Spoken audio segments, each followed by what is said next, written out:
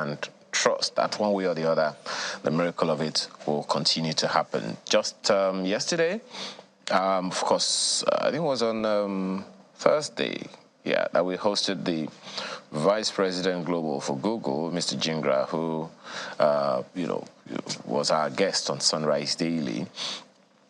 But when he visited the president yesterday, one of the things that they discussed was Google's plan or desire to assist Nigeria in securing 1 million jobs for young people in the country. According to Mr. Jingra, Google has all the tools to do that. Well, that's for them. What do we have?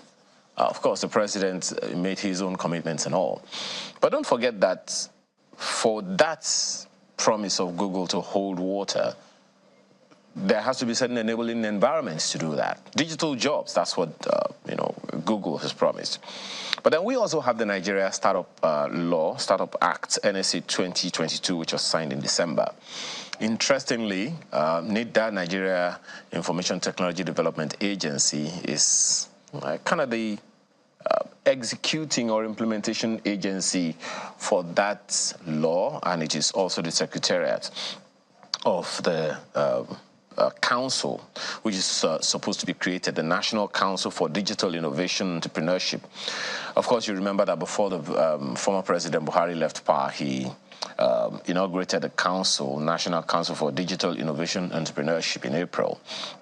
And that makes the chairman of that council as the president. So it goes back to the states, to the president and the Federal Republic of Nigeria to chair that council. So has that council been set up? That council is not only going to be chaired, not just going to be chaired by the president. It also has some ministers as members. I think Minister of, I want to expect the Minister of Science and Technology could be there, I don't know, but I know that the Minister of Finance is also there because it involves funding for the startups. Part of the law says that the federal government should fund startups. So I guess it's safe to say we are waiting on the president not just to inaugurate the council, but to actually set up that council to begin the work of helping Nigeria secure those jobs. It's a lot to do, and let me believe, as the president has often said, that he applied for the job. So, Mr. President, the ball is in your court. And the president also, still with the President Tinubu, he was engaging some young people yesterday, though from his party, his political party, that hey, Nigerians should be a little more patient. They've been patient, they've been understanding, but they should be a little more patient. Fine. But one part of what the president also said is that most of the challenges of the nation are 40 years old, and it's not just all going to go away in a month or two. But the thing, Mr. President, is that many leaders have asked for time, and they have had their hopes dashed over the years. So in order for Nigerians to believe that indeed the sincerity of government is as it is, sincere, trust should be rebuilt. One way that trust can be rebuilt, I believe, is through communication, constant communication with the people. It's a good thing that the president himself is the one speaking off the cuff about these issues, not just reading some speeches most of the time, but it is him speaking from his heart as convincingly as possible. So that trust can be rebuilt, and I believe that the president, knows what to do to get that done. Well, the president has promised to consult widely. People will be asking, Mr. President, who are you consulting with? Do they truly represent our interests, the people, our interests, the young people who make up like 60–70% of the population of the country? Again, back to the issue of trust. And then just one quick one. You've heard about this subsidy palliative, right? Just in the course of this same week, Labour walked out of a meeting which is supposed to hold with the federal government. We understand that it was to continue deliberations on palliatives, which they had a meeting on Wednesday, and it was supposed to be a follow-up yesterday. That meeting of Wednesday, we understand, was with very, very positive outcomes. But unfortunately, it didn't hold yesterday. So, again, it goes back to the issue of trust. So, the people are waiting, the people are watching. It's not just at the federal level, the states, state governments, local governments, whether you're elected or selected, you have a job to do, and Nigerians are looking forward. But then in all of this, guess what? Another set of people who have their jobs cut out for them is part of our menu today. The ministers that are coming in, what is the agenda for them? That's our first conversation this morning, and we have a panel to have discussions around that. And then, how do we ensure inclusive governance? The need for persons with disabilities. You know, the president has been talking about inclusive governments, inclusive women, inclusive young people. How about inclusive persons with disabilities? That's on our agenda as well. What does it mean? Payable on death. You find out in the course of time. And then we also have lined up for you this morning, Junior Achievement Nigeria Lead Camp. Find out the details of that in the course of the week, in the course of the program. Today, we want to begin a series on lifestyle, which is self-healing habits and practices. What are the things you need to do so you rely less on medication and actually live a lifestyle of healing and self-healing? That's part of our conversation this morning. And believe me when I say you do not want to miss our Artist of the Week this morning. It is going to be mind-blowing and very, very educating. I'm not even sure we're going to have enough time to do justice to that conversation, but we'll do our best. With that lineup, please grab your own cup of cocoa. I got one here. Have a wonderful rest of your day.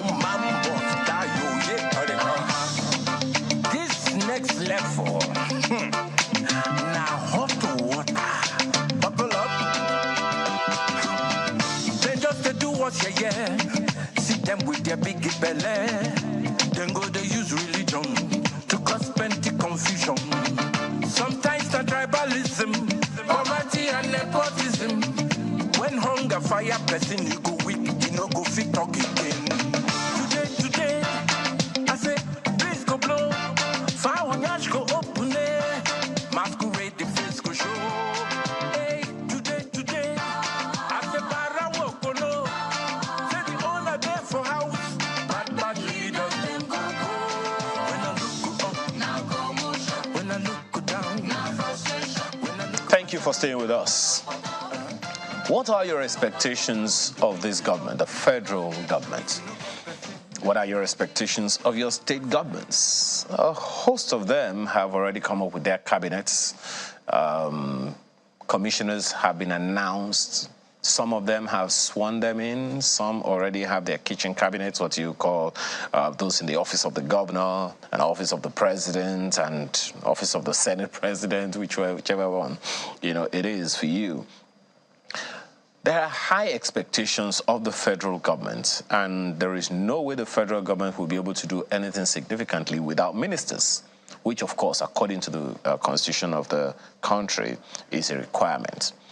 So, in a shorter list than usual, perhaps the first tranche, as the chief of staff has said, President Bola Tinubu unveiled a list of his ministerial nominees just 2 days before deadline. Of course, the names of the 28 nominees were sent to the Senate for approval. That's 2 days ago. And they include former governors, economists, health experts, lawyers, and so many others like that.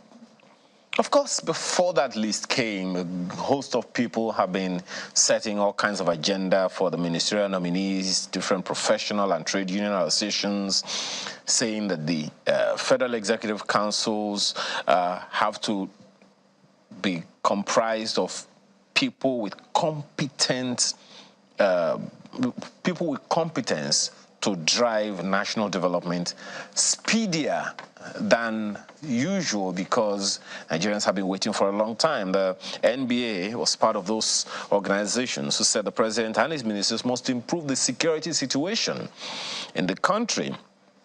Labor unions, of course, the trade union Congress on its part advised incoming ministers, particularly incoming ministers of labor, finance and budget planning, to ensure industrial harmony and all of that. Smeden's national vice president also outlined infrastructural deficiency, capacity building, funding, and so many other things. But what are your own expectations? This morning we have with us two people, but one of them is with us right now. Dr. Aliyu Modibo is a former minister in the Federal Capital Territory. He joins us from our studio in Abuja. Thank you so much for joining us this morning, Doc. Well, you've been in government. Yes, sir. You've been in government before, particularly as as a minister. So let's begin from there. When... First of all, it's early days. It's just 28 ministers have been selected as at now, nominees sent to the Senate. What are Nigerians to expect? Hitherto, what we hear is that some people just go into the Senate chambers, they bow and go. Do you think the same thing is going to happen this time around? Although we've heard the Senate say it's not going to be business as usual, there's going to be a lot of grilling and all. What are your own expectations of the screening process as Nigerians expect them to get, as the president often said, hit the ground running? Thank you very much. Thank you for having me. Good morning. The process of the screening actually is already enshrined into the rules and regulations of the Senate. So that cannot be contested. There are some people that will be expected to take a bow and go. Some people will be asked to clarify one or two things on their background and their experience. So that process will go. But the most important things that Nigerians need to reflect on, and including the ministers that are coming on board, is the reasons for success or failure of a minister. You know, and I have thought about this since you called me last night, and I thought I share with you some of my thoughts on that, and then that will now properly sway the agenda that the government is setting for the coming ministers and their subordinates or people who will work with them. I believe that a minister will succeed or fail based on the clarity of mission of Mr. President himself, the clarity of mission and vision. So if your president is very clear about his objectives of governance, you know, and you have to toe the line and he stipulates that to you, then it is something that will of course, occupy your time and during your tenure. The other thing is that will even help the president himself, you know, while ushering in a new government and then setting the agenda, is the staffing, of proper staffing within the presidency itself. As we have seen in the past, there are dislocations here and there. You have to have a proper functioning office of the secretary to the government, and then, of course, then the immediate villa headed by the chief of staff. Now, people have to understand, these offices may sound, grandeur, but actually, in a very simple term, the secretary to the government is the secretary of the government, Then the chief of staff is the secretary of the president, So he has to, or they have to organize the president in a way that he will deliver on his mandate. Then you have the competency and, like you mentioned, of the ministers themselves. Are they ready for the job? Are they fitted in well to the portfolio they are giving in? Are they enthusiastic about the job? Because you can come in as a novice, but if you are a fast learner and you are really enthusiastic about the job, you will learn quickly. You just, hit the ground running. But if you are already, ill-prepared, you are just there for the lure of the office, then you miss the point. Because all we have now in government is really hard work that we need to turn things around quickly for our people, particularly on the economy, infrastructural, intervention, and security, like you said, so there are so many, but it depends on the portfolio a minister is given, and how he approaches that work. And then, of course, another challenge that the minister will face that will either make him succeed or fail is the civil service. As you can see, most of the people that are normally nominated to serve as ministers have never had public or civil service experience. It's different from being a public servant before, but proper civil service procedure, because once you go in there as a minister, the first thing you are confronted with is your permanent secretary, who will tell you that he's the accounting officer, and you are just the administrative head. And so there are a bunch of contradictions, because then you are the administrative head, he is the accounting officer, or she is the accounting officer. But I advise that, ministers immediately, please sit down with your permanent secretary, know what is in the books. Because some people even go in there and until the time they leave as ministers, they don't even know the proper accounting or the balance sheet of the ministry. So then now they are hoodwinked and you don't know, you just, because there's this thing that we have hopefully during this administration will tackle is the template of running ministries is too old. From colonial times to date, it has changed, and so the budgeting process is the same line board all the time, so people need to go in with radical ideas. And then, of course, the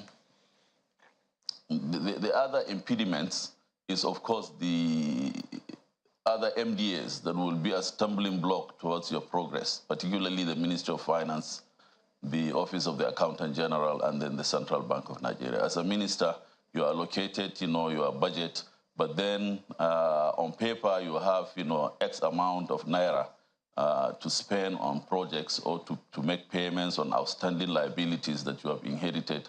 But you go in there and the Ministry of Finance will not release the money to you. Or the Accountant General will not give you the AIE, what they call, the release. Or the Central Bank will say there's no money. So that is why really over time, we have experienced underperformance of the budget. So by the time, the end of the fiscal year comes, you hear people have not spent up to 25% or 10% of their budget, the 80% has to go back. But actually, is not the money has not been released, so that is the major challenge for our incoming ministers. Then, of course, you have another recurring decimal, which is the relationship with the National Assembly.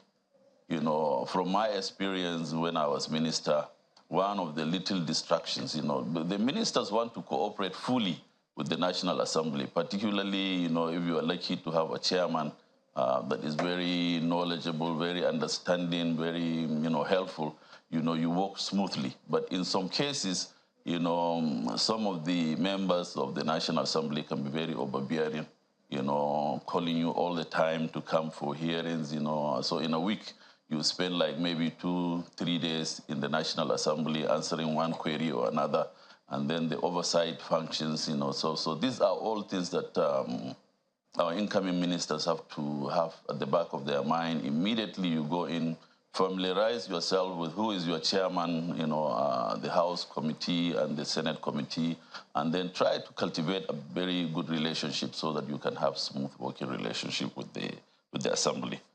Then, of course, a lot of people know this is a major, major distraction for a lot of ministers, which is the constituency demands. People expect you to employ everybody from your village, or to tar the road in your hometown. When I was FCT minister, up till today, there are people who accuse me that I have not did a single project in my village, in my hometown. And I said, what do you mean? I should take the money from the Federal Capital Territory to my village or my state? But then ministers do it, and it's wrong. Just in the name of politics, they want to be politically correct. They want to please their constituencies, And then, of course, you have family and friends also who are seeing you as a gateway to being rich, and they overburden you, with a lot of demands. Give me contract, if you are a minister of FCT, give me land, do this, do that, So ministers have to be very careful of that, not that you cannot help people, but do it within limits and within, giving what the law stipulates. Then we also have missed the road a long time ago where we don't have monitoring and evaluation of ministers, of performance of heads of MDAs, So there needs to reintroduce that, peer review, ministers should be critical of themselves, or even bring some older ministers like us and say, okay, take a look at this, what is going wrong, And of course, you advise based on your institutional memory and say, okay, we tried this before, 10 years ago or 30 years ago or 5 years ago. It didn't work, so don't go that route. But, these days, nobody will even ask you. The resources are available to our officials is so enormous in this country, but we underutilize it. People are just sitting there, retired permanent secretaries, retired academics, retired ministers, and they have a lot to offer to give you benefit of their experience, but nobody will ask. Now, some people do even karambani like me. Once in a while, I just would pick a phone and call and say, okay, don't do it this way. We have done it. Oh, well, great, you are doing well. But a lot of times, once you do it once, twice, the next time you call, they will not pick your call. So please avail yourself, particularly to people that already were there before you. Dr. Modibo, there's nothing, you can do. Mm-hmm. It sounds to me that, if the incoming ministers were to go for an orientation, you've already given them the orientation from what we have heard so far, and a good number of people are most certainly educated by what you have said so far. And it's really interesting that you mentioned a number of things, because I was taking some notes. But speak to this in just 60 seconds. How significant is it for you? Yeah, quite a number of things that I've taken from what you've said I would like you to clarify, but speak to this one for a moment. How significant is it for you that in most cases the presidents don't attach the portfolios of the incoming ministers to the list when they send it to the Senate? There are those who are wondering, maybe that would have assisted the Senate to ask the appropriate questions in their screening process. Well, the reality is that, to be honest with you, in our country, that to me is insignificant, because whether the portfolio is attached, by the time the portfolio is attached, then there are other procedures in the National Assembly which are a little bit cumbersome, because then you have to go to the committee, that is overseeing that mandate. So, and then the committee can be polarized, can, take time, and then the process will be prolonged. Okay. And I think that is why, since 1999, portfolios are not attached. Actually, when you go back up to 1979, during the Shagari administration, no portfolio is attached, because then the president is allowed the discretion to and his colleagues or the committee, to evaluate and see really this person we are sending to this place, is competent enough to do it, and then they give you. But by the time you send the portfolio, believe me, to the National Assembly, what Nigerians will see will be very rowdy in some cases, So I like the process now, and the various agencies have done their checks and balances on the ministerial candidates, okay, and that should be trusted. But like I said, the most important thing for a minister to succeed, actually, of all the things that I've said, two are the most important. First of all, the clarity of the president's mission. If the president is very clear, and also you have access to the president, because in the past, there are, even recent past, where ministers will tell you that they have not seen Mr. President for X number of days, and they want to see Mr. President. Or Mr. President will come, and say, go to my chief of staff. Now, ministers, and that is never heard of really, because the minister is your proxy. Yeah. Is the proxy of the president, okay, particularly based on our constitution, the president is the chief executive of the nation. Okay. So once you are given a portfolio, actually it is his portfolio. Exactly. It is his job. Yeah. You are just there as his agent. One of those so things, you should have access to see your president. Yeah. One of the things that you said that I find very, very important is when you mentioned ministries, departments, and agencies that the minister has to work with. I had a conversation in the course of this week with a friend who had talked about the Ministry of Agriculture, for instance, Ministry of Agriculture and Rural Development, and was saying, look, there are at least 11 parastatals or departments and agencies under that ministry, the Federal Ministry of Agriculture and Rural Development, but it seems that some of them work in silos. And that struck me quite significantly. Some of them are set up by separate laws. For instance, under the Ministry of Trade, Investment, Trade and Industry is the Companies and Allied, CAC, that's CAC, CAMA 2020, I think, that set up that particular, organization now. So it has a law that set it up, even though it is supervised by a particular ministry. Consequently, that minister has to work in line with that, and that's one of several under that ministry. So how do we facilitate that kind of partnership? Because, yes, as you said, the president has proxies in the ministers, but the ministers themselves have to, as you said, line up their own agenda with the president's agenda. Okay, this is the job that the president has given me. He's given me what to do. Now I have to determine how to do it with the instruments of state. Exactly. What are the challenges? I mean, you've talked about the challenges of of working with the MDS. What are the specific challenges, if you don't mind saying, that the ministry, a minister has to work with? The Minister of Transport, for instance, had a tough time working, well, it would seem, with the Nigerian Ports Authority at the time, because there are always all kinds of bottlenecks, that people find it difficult getting things out of their ports because of one reason or the other.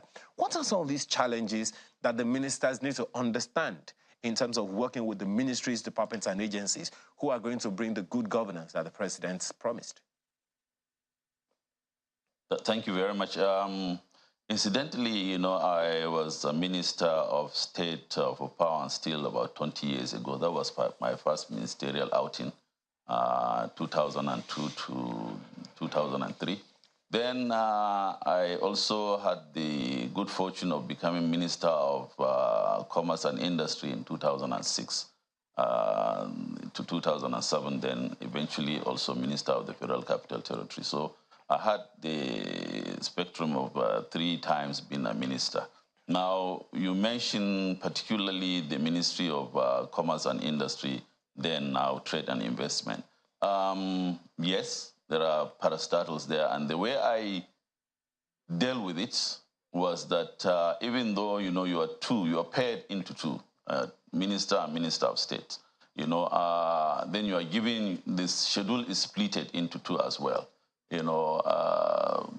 The main minister will take some of the MD, the departments and agencies, and the other minister will also take. But then if you are so lucky to be in sync, like I was in 2006 with my Minister of State, who was incidentally much older than myself and more. I was even a governor before, but we worked very well together, Fidelis Tabgun, and so we were always together comparing notes, and then, but I can still tell you, it is a really enormous challenge, for the minister to spread himself so thin.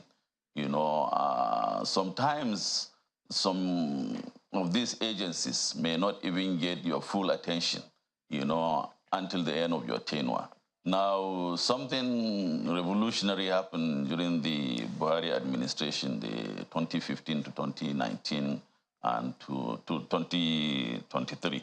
80% of the ministers had full 2 terms. It has never happened before in our country, where a minister will spend complete 1 term in office without being changed, and then now had also the good fortune of having another 4 more years.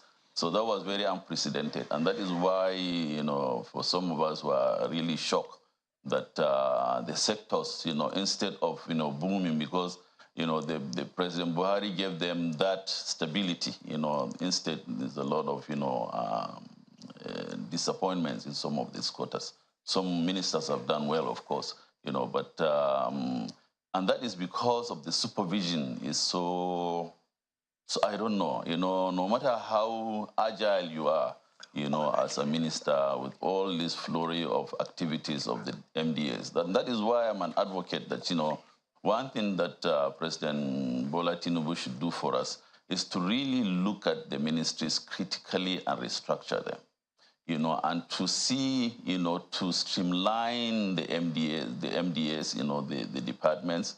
I've read the Oronsanye report, get another committee quickly to look at the Oronsanye report and then streamline all these too many agencies that are almost doing the same thing, consuming the same amount, in the budget, that can be done by one single entity, perhaps, and that can be supervised easily. Because, like I said, the minister is the supervisor, and then now, of course, I mentioned to you the civil service.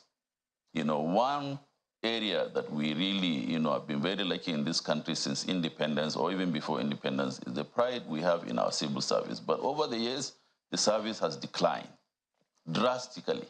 The performance and the competence of the permanent secretaries, because a lot of magu-magu has gone to in the way, permanent secretaries are appointed, or promoted, so then we have lost the quality, no matter what, we should not try and politicize the civil service.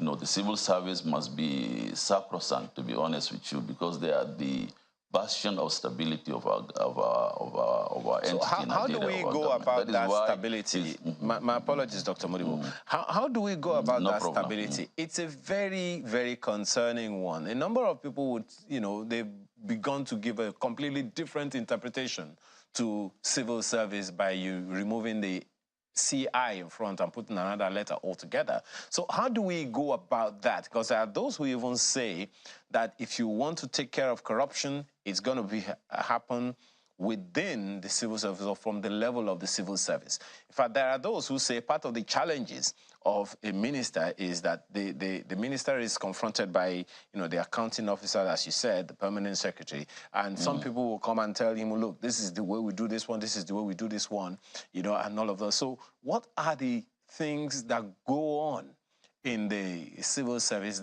especially at the federal level, that need to be dealt with? I ask that advisedly. The civil service is not only within the secretariat. They are spread all over the country. The federal agencies are in virtually all 36 states of the country, and the minister is the supervising minister. And the number of people are going to be saying, if it's not working in Kebbi, in one local government in Kebbi, not working in one local government in Maiduguri, not working in one local government in Sokoto, they're going to mention the minister. So how do we deal with that? How does a minister deal with that kind of challenge? Well, it's by, first of all, being proactive. Like I said, first of all, you know, the moment you hit the ground running in your ministry, understand your permanent secretary. If possible, if you are not comfortable, you know, request for a change. I've did that twice when I was the main minister. Of course, when I was in power still, it was very short tenure, you know, and I was a junior minister. But when I came to Ministry of Commerce and Industry, I went and spoke to the head of service and said that, please, can you deploy for me this person, you know, and because I worked with him before, you know, and maybe for me I had the advantage of also, you know, working in the service, so I am not coming fresh. So by virtue of working in the presidential villa for up to about 10 years, I've mingled with all the civil servants, you know, and I've observed their competence and their excellence. So the same thing when I went to FCT, I also requested for my permanent secretary. And so ministers should not hesitate to request if they see that there is going to be a conflict. Then the other permanent secretary will be posted somewhere. Then now the other thing also is to be proactive. Now, the permanent secretary will not allow you to interact with the directors or the assistant directors or the deputy directors. I believe, you know, one area of success is for you to have direct access to the other staff and make that clear to your permanent secretary, that your style is you can call a director directly to your office, but otherwise the permanent secretaries will frown at that, and the subordinates will be very scared to come to you or to meet you.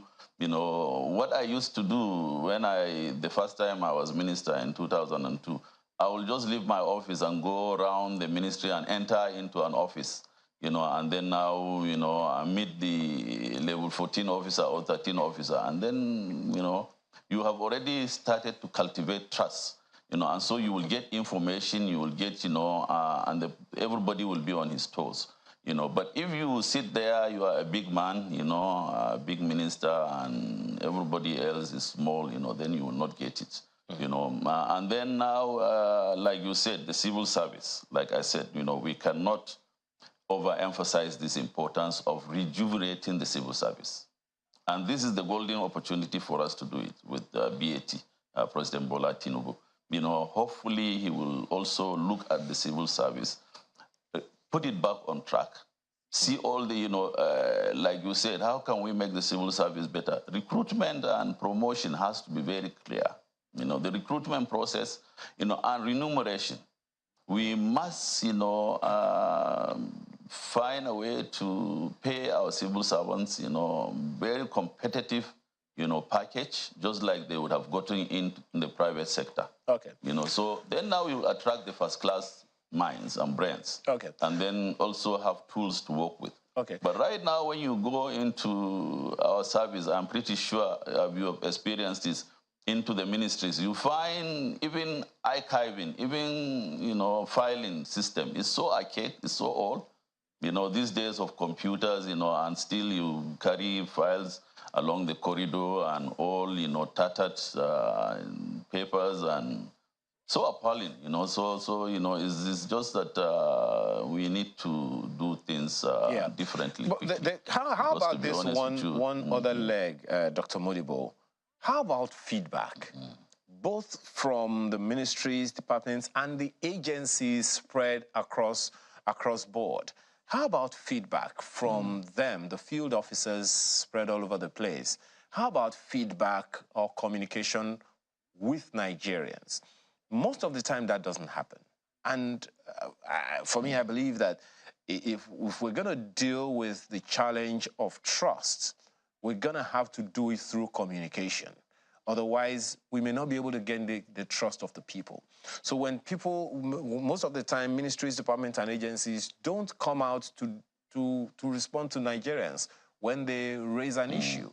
How do you think that can be resolved? Because a good number of times, civil servants who have the responsibility of engaging, for instance, on social media, will say that unless they get the approval of the permanent secretary or some director somewhere, they can't tweet, or they can't even send out some of these messages on the social platforms where a good number of Nigerians are. Yes, that can be taken care of by if people in public service who are now, say like ministers are public servants and heads of MDAs, then on the other hand, you have civil servants. And the key word here for all of us to understand is the word servant. If the people or the forebearers that created this system didn't call us public kings or public, lords or public this. They said servants. So you are there to serve the public. And if you believe you are there to feel pompous, you are above others, when people come in, the regular citizen comes into your ministry and you're shouting and you're shunning them and you have disdain for them and you don't want to listen to, complaints, then you are not performing that task of being a public servant or a civil servant, so, and you have no business being there. No matter how mundane, how irritating, the citizen is, since you have taken upon yourself that is the line you want to take in your career, then you must tolerate, to the point of really giving the service. You go to a hospital and you see a nurse shouting at a patient, a poor woman in the labor room, trying to deliver a baby and with all the pain, and then shouting at her, or somebody has come and, in great pain and, nobody is attending to them. So these are all things that we really need to reorient ourselves, Okay.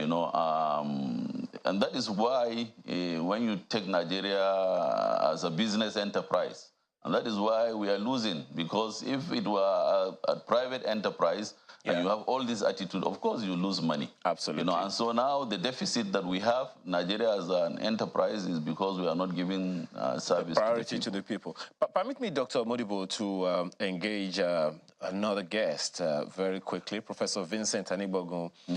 He is the Director General, International Institute for National Transformation. He has been stuck in traffic on his way to our studio, but let's see how much of him we can take. Good morning, Prof.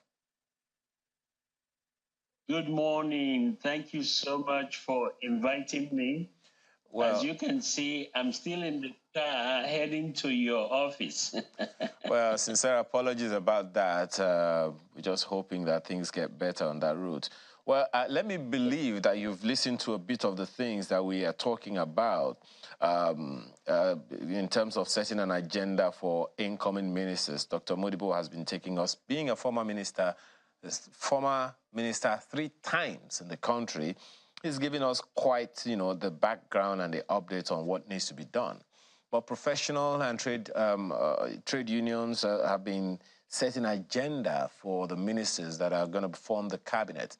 So for you, what should be the priority in terms of deliverables to the people?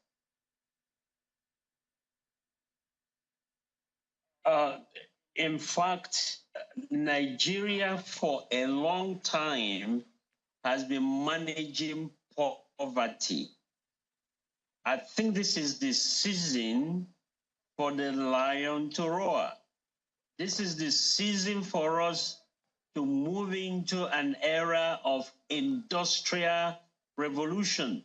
So we need leaders that are entrepreneurial and entrepreneurial in their thinking. Leaders that can really lead this nation out of our history.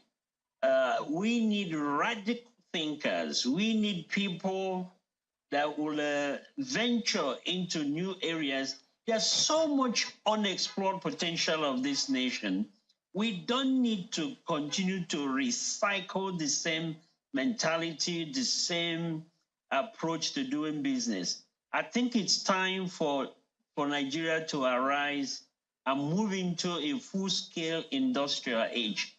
What does that mean? It means we need to rethink. We need to think outside the box. We need to think ways to release our people, the youth, to train them. We need to address insecurity. We need to address food security. Those things cannot be addressed without us seriously looking into industrialization. That's what I think the thrust of this set of leaders that are coming in, that's what I think they should focus on. Well, Prof, not just on a quick bureaucracy, one. not on the old ways of doing pardon things. me, Yes. Prof, if you can hear me. This is where we always find ourselves every time new ministers come into office. We want them to do this, we want them to do that. But it would seem like we just want those ministers to do it, and when they're done, they should just pack their stuff and go. How about a long-term kind of thinking, such that no matter what minister comes in, no matter what president or commissioner comes into office, they follow a particular program? A number of people have considered that maybe that is one approach that we should look at, but how do you see us going about that? It would seem like we're just, how do I put this now? Drifting along just needs, a daily bread, so to speak. How about a long-term thinking of the first thing to do is critical issues in every... Go ahead, please. Hello, Prof. Please go ahead. The first thing is to look at all the critical issues in every sector, critical in the sense on how they affect the nation and how they affect the people. For example, food security should be tops in our agenda in this season. And then develop a long-term plan, short-term, mid-term, and long-term, how to address them. And develop a clear document that will guide whether the current leadership or the future leadership, anyone that takes that portfolio should continue from where the previous leader stopped. This idea of people coming in and just doing what they like, it does not work. So I totally agree with you that it's time we develop short-term, mid-term, and long-term plans for these various sectors. So when people come in, there's continuity. I totally agree with you. Well, Prof, just a quick one. Do you think Nigerians are in too much of a hurry? Things have gotten, from what the president was saying yesterday when he was speaking with some youths, Nigeria's challenges date back more than 40 years. But as Dr. Modibo also said earlier, things have only gotten worse over time. Do you think Nigerians are in too much of a hurry to get so much within so little time? Or you think it is something that can be done? Because if things don't go as speedily as Nigerians want, it's only natural for them to say that the government is not performing, whether at the state or federal level. I don't think so. I think Nigerians are very patient people, but they are impatient with leadership that has not produced.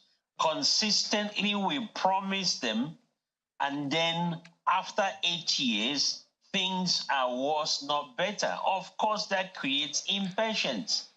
But if we can show them and that after 4 years, there is progress, by the way, Singapore went through the same story. They were impatient with Lee Kuan Yew when he was unveiling his policies. But once they saw results, once they saw that every term there was significant achievement, of course, they trusted the leadership and allowed him to rule them for over 30 years, not by coercion, but by influence. Okay. So Nigerian government, it's about time they start showing positive results in the lives of our people in our society. Okay. That will earn their respect, the respect of the people, and people will follow them willingly. Okay. But when we promise and we don't deliver, we create a more impatient society. Okay. Dr. Modibo, perhaps this some kind of response from you on that in particular, when he was speaking about, you know, the ministers collaborating and all of those things. What are the impediments to collaboration between different ministries? For instance, the president said when he declared food security emergency, he said the Ministry of Agriculture and Rural Development must collaborate with the Ministry of Water Resources. We also know that for the Ministry of Transport to do quite well, it needs to work with the Ministry of Works, you know, particularly. So what are the impediments to the ministries working on that? Just a quick one on that. Another example, in the security sector, there are those who have complained about lack of collaboration between the different security agencies. What are the impediments to collaboration between the ministries, departments, and agencies who have to work together in order to deliver good governance to the people? And how can we, you know, get around them? Okay, thank you very much. I think the whole gamut is that the fundamental thing for ministers to understand is they are all set up to work together, you know, because the government is one, you know, and the president is one, you know, so that ab initio has to be understood. Now, secondly, you say, or if I can respond to some of the impediments, some ministries is in the area of funding. Now, if, for instance, water resources, or let's say, let me take commerce and industry where I had experience with agriculture. You know, we in commerce and industry, we are the marketers, you know, of the products that come out of agriculture. Or we are the, you know, manufacturers of some of the things that come out of agriculture. So when the cassava policy was introduced by President Obasanjo, you know, we were collaborating with the Ministry of Agriculture. You know, they were giving the bulk of the money because they are the ones that will deal with the farmers, with the, you know, things and that.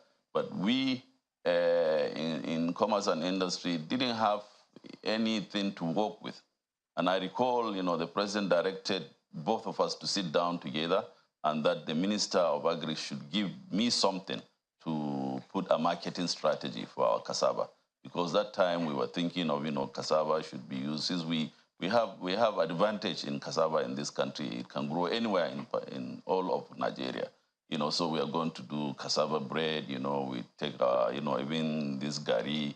I remember President Obasanjo directed me to go to even neighboring countries and teach them how to eat gari, you know, in Niger, in Mali, in Burkina, where there is no, so that at least we can have a robust market for our cassava. But sometimes the impediments is the money for you to work with.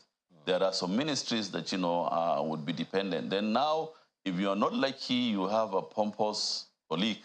You know, he looks at you as, you know, you are leeching on him or on his budget, you know, and then that creates a small friction. And you know our ego, you know, everybody feels that he's a minister. So, okay. So then ego comes in. But sometimes I believe that I am hoping that this new set that will come will put ego aside.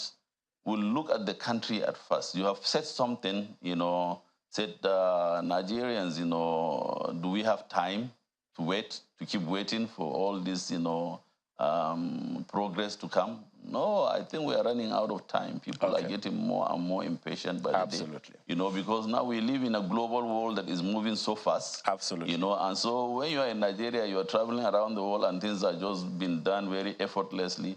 And our young people too are different these days. You know, Absolutely. These young people are very smart. And they form extremely intelligent. They form quite the population. Well, exactly. There's so much. Yes, there's so much to discuss, Dr. Modibo. But we're gonna have to bring you back some other time because I mean, you've. Thank you. By the way, someone sent in a mail to commend what you said. Let me read the mail. It says, I want to commend Dr. Aliyu Modibo for the very crucial and critical point he has made for new ministers.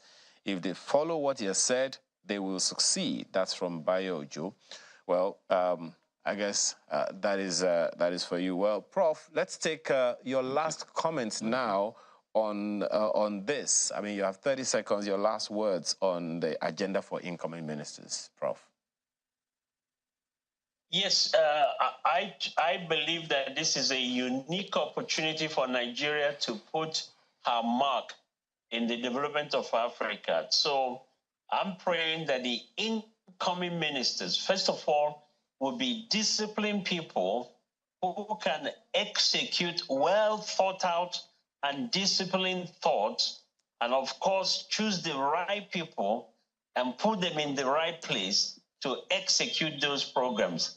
If we do those three things, they themselves being disciplined, choosing disciplined people to work with them, and developing programs that will address critical issues in every sector. If they will do that, we will indeed see a great result in their era.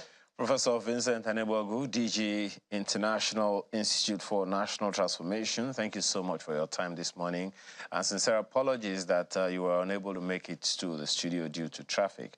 We also thank you, Dr. Aliyu Modibo, former Minister, Federal Capital Territory, former Minister in the Ministry of Power, former Minister, Commerce and Industry. Thank you so much for the education to the ministers. I'm pretty sure that your lines are going to be buzzing for those who will seek some guidance in order for them to succeed. Thank you again for your time today.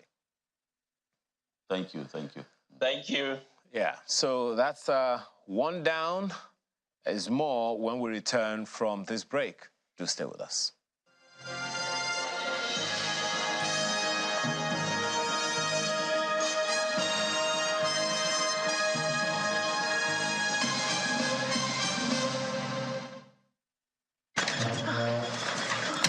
I keep trying him. I think I'm desperate. Is this dress even fine? What if he doesn't like me? He's here.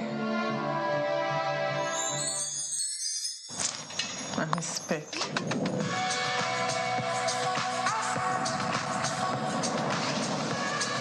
Joe? Same Joe. Same Joe, minor differences. Same Joe, minor differences? Don't even think about judging Joe, because you're probably just like him. Why is the name on your business bank account Ahmed Aminu and not your business name? Same business, different name, right? Stop impersonating your business and get an account in your business name with MoneyPoint. Whatever it takes to make sure you have a business account opened in your business name, we'll do it as your sure banker. See trouble. Is this not the same name? Open a bank account in your business name with MoneyPoint. Who wants to tell me the answer? Good. I want my heart. This way. I give my soul. You get my time and dedication. Hey, stop that. You know, get waiting for life. Where I know fit to.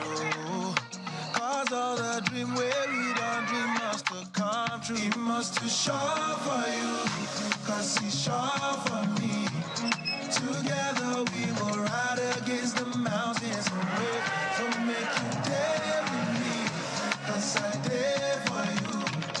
Together we will ride against the mountains away.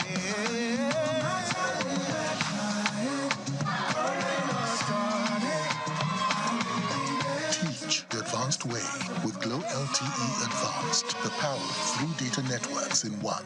Get a Glow SIM or dial *301#. To give the confidence that only comes from knowing you are fully sorted.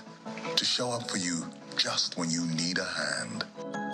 And when retirement comes with all its worries and storms, to ensure we will stand by you and give you the coverage that you deserve. Make the perfect choice. Choose PAL Pensions today. PAL Pensions, your pal for life. The Duchess International Hospital opened its doors in October 2021. The mission of the hospital is to reverse medical tourism. We take particular care here at the Duchess to bring together a combination of the brightest and the best locally, as well as Nigerians in the diaspora who are interested in returning to do very good work for the benefit of our patients here in this country. The good thing is that we have all international expertise here, all international facilities here, international people working here. Everything is coming together in a space which was considered not great in terms of the availability of healthcare. Axis Bank, of course, has been able to provide us with a robust range of products and services that has enabled us to deliver that standard and quality of healthcare that is integral to our mission as an organization.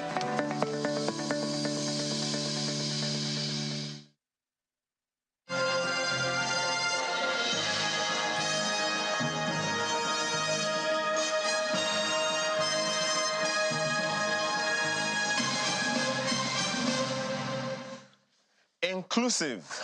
I've heard the word for quite a number of years in my career, but it's one thing to gun for if we're going to deliver good governance as we want, because sometimes if you're not in a particular shoe, you may not know how it feels within it. That's why the women were calling for inclusive governance. Young people also visited the president and called for inclusive governance.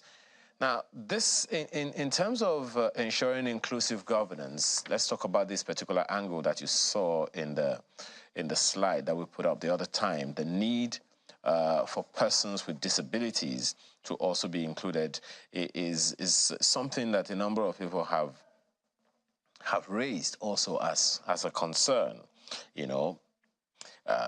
The need for persons with disabilities in the ministerial nomination list is intended to raise awareness, create public discourse, and urge the President of the Federal Republic of Nigeria to consider nominating a person with a disability for ministerial position.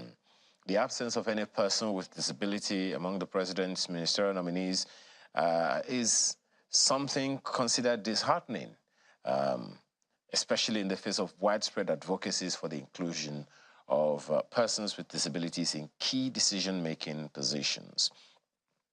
Well, the missed opportunity not only sends a dismaying message to the disability community, but also highlights the persisting barriers that hinder their full participation in the political landscape. Let's understand better what this is all about. This morning, we have two gentlemen joining us. Jacob Pele is CEO and founder of TAF Africa. He joins us along with Kole Shetima, who is country director, MacArthur Foundation. Gentlemen, thank you for joining us this morning. Mr. Pele, let me begin with you. This is a campaign you've carried on for quite a while, and rightly so. But this new call for inclusive governance, particularly in the area of nominating persons with disabilities in the ministerial nomination list. Exactly what do you think should be primary in the consideration? Well, good morning and thank you for having me. It's important to underscore the need for inclusive governance and making sure that those who have been further left behind are brought to the forefront, not just to occupy position, but to serve and contribute to nation building. We have been left behind, and right now there's even the president's statement that is making rounds, let the poor breathe. But we have been held on our neck for too long that we are suffocating. And so bringing us to the table is not just for the sake of it, it's not just for paying lip service to inclusion, but also knowing fully well that we have something to contribute, and we do. We may have disability, but our minds are able. And so I think the time has come for the president to ensure that these 13 persons that are going to serve as the second batch of the list, that at least a person with disability must be in that list. He's done well so far with women, and most of them occupy 2 spaces. They are both women and young women. And so kudos to him. We are also waiting to give him a thumbs up by ensuring or seeing that he has included persons with disability in that list. So it's not a call just because we have disability. It's a call for service. It's a call for us to participate in nation building. It's a call to give us a sense of belonging. It's a call to make us know that we are part of the society and a citizen of Nigeria. And I'm not saying the president should just appoint a person with disability who is not qualified. There are many, countless qualified individuals that will occupy this position. Let me give you some statistics. You know, globally, out of 8 billion people, 1.3 billion are persons who have one form of disability or the other. And that's about 16% of the entire world population. In Nigeria, we are still running with the old data, which is still reasonable to be quoted, which is about 27 million, but I believe it's far more than that now. We should be nearing 35 million. That's a critical mass of people that is part of the government that shouldn't be neglected, you know. So let me say it unequivocally. Let us breathe, don't bridle on our neck. And we need to be part of what is happening in Aso Rock so that we can contribute to nation building and bring our expertise and knowledge to governance, and also set the example for other persons with disability to believe that they are part of this country.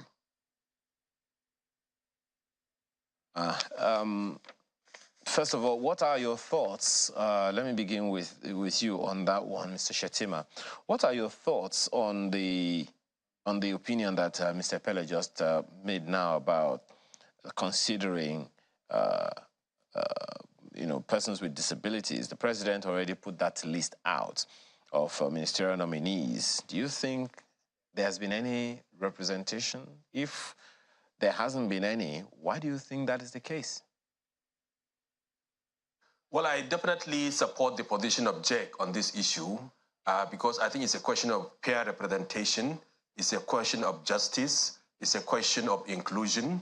I think that all of us want a society whereby we are also reflected in whatever form of governance that we have in the country.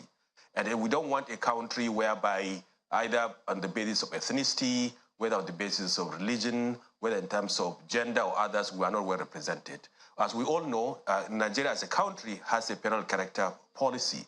And that penal character policy is done in order to ensure that every state has a minister.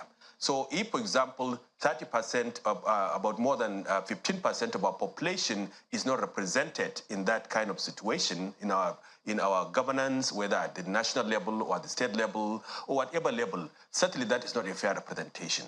So we have a penal character because we want to have a fair representation of every part of the country.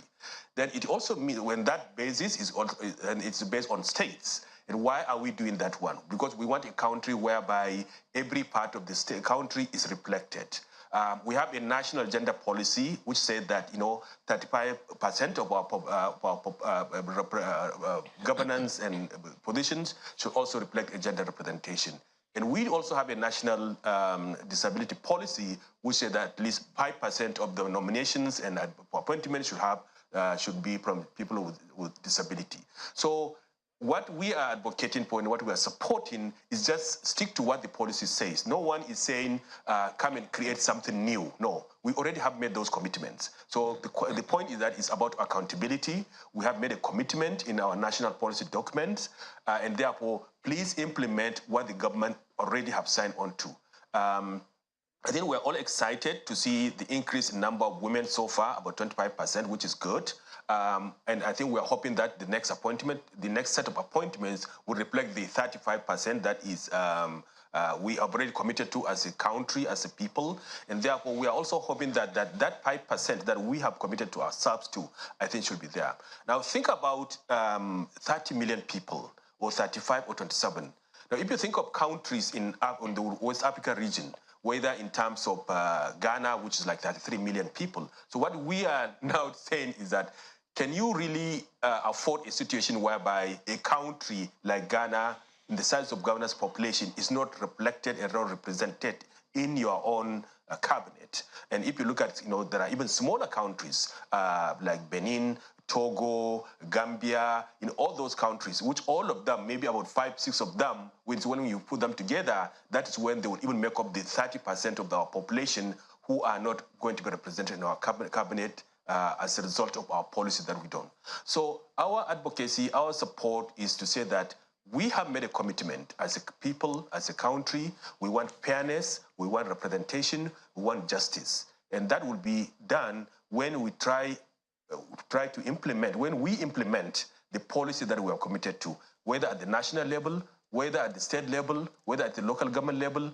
Those things I think that are necessary, and that's why I support the position of Jake and all the disability communities that are making this advocacy around disability, the campaign around ability to serve. Because disability does not necessarily mean that you cannot serve, because we know that people who do not have talents in certain ways, they may actually have talents in certain ways. Okay. And therefore, let's see how can we... There are those who will wonder, okay, what are the potential, I mean, you've talked about their population, about 30 million, you said. But what are the potential consequences of that exclusion? If, for instance, we don't have a minister, representing that community, what are the potential consequences? Well, I think that for me, I think the consequence is one, injustice in our society, inequity in our society. I think that is critical and very important that we should not overlook. But the other important thing is that there are certain things that people with disability know, and they know how it pinches them, that those of us take it for granted. For example, we call meetings in many places, and we don't even think about, okay, do we have access to those buildings, or we have hotels? You go to a hotel, and then, those of us without disability will not even think about, okay, how can I actually be able to sleep in this bed?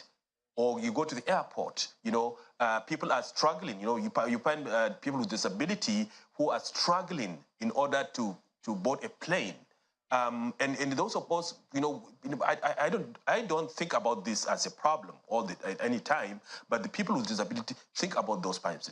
And I think also in terms of unemployment, if you look at the high level of employment, there's a lot of stigma in our society about disability. We think that these are people either some devil or some devilish things have happened to them, and therefore we stigmatize them and other things. But I think that, just imagine a minister or a governor or a commissioner who's a disabled person, the kind of inspiration, the kind of role model that will give to all those people who think that to be disabled means just get a ball on the street, go and beg people on the street and ask them to give you 1 naira, 2 naira, 3 naira and other things, or people who are just packed like sardines and then deported out of our major cities because we don't want to see them, we don't want to see our shame. It's our shame that we have allowed that situation to happen, but we don't want us to be seen that is our shame. So I think that if we can inspire all the young disabled persons in our country to show them that this is a person with a disability like you, who is now a minister, who is now a governor, is now a commissioner, who is now a chair of a board of an organization. I think that is the most probably powerful I'm glad you're disaggregating this, to the state level as well, because there are those who would wonder, is it just about the federal government? How about the states?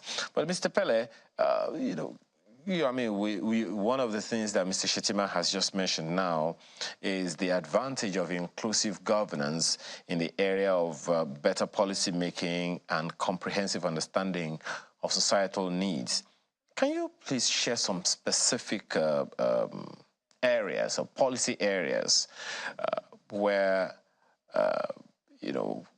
inclusion of persons with disabilities could have positive transformative impact, whether at the federal level or at the states level?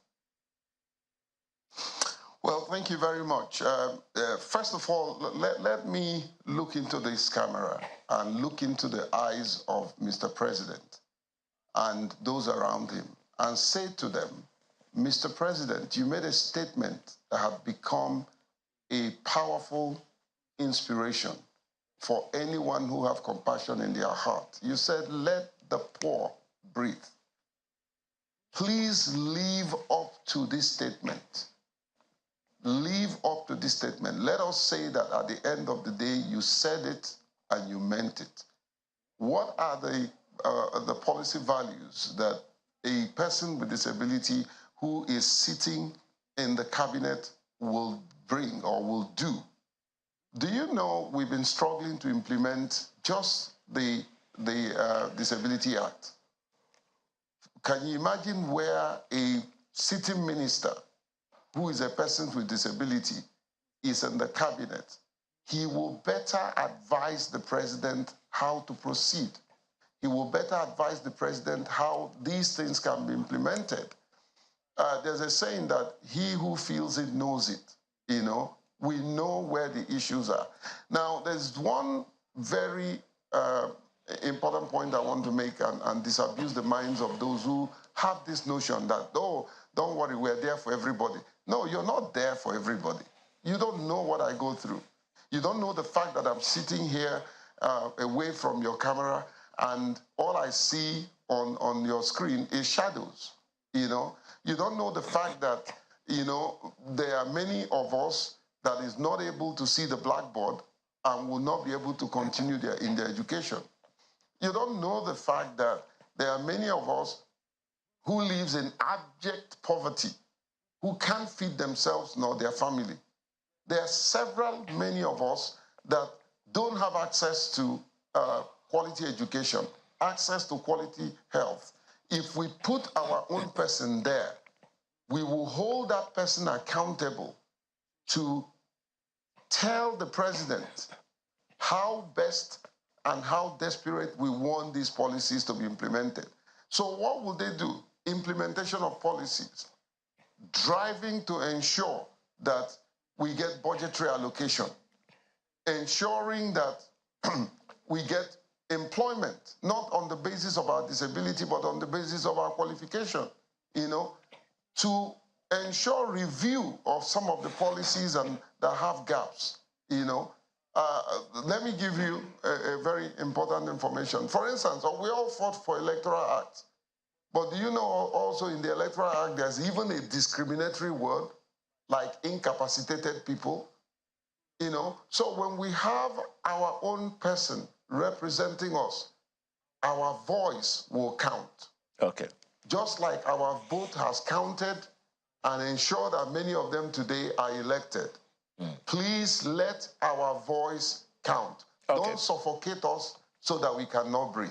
Well, Mr. Shettima, still talking about that, you said earlier that inclusive governance, or was it Mr. Pele who said that inclusive governance goes beyond just representation? It also means creating policies that address the needs and rights of persons with disabilities. How, in your opinion, can we push for disability-inclusive policies and programs at the highest level of government, as you said the other time, be it federal level or the states, all 36 of them?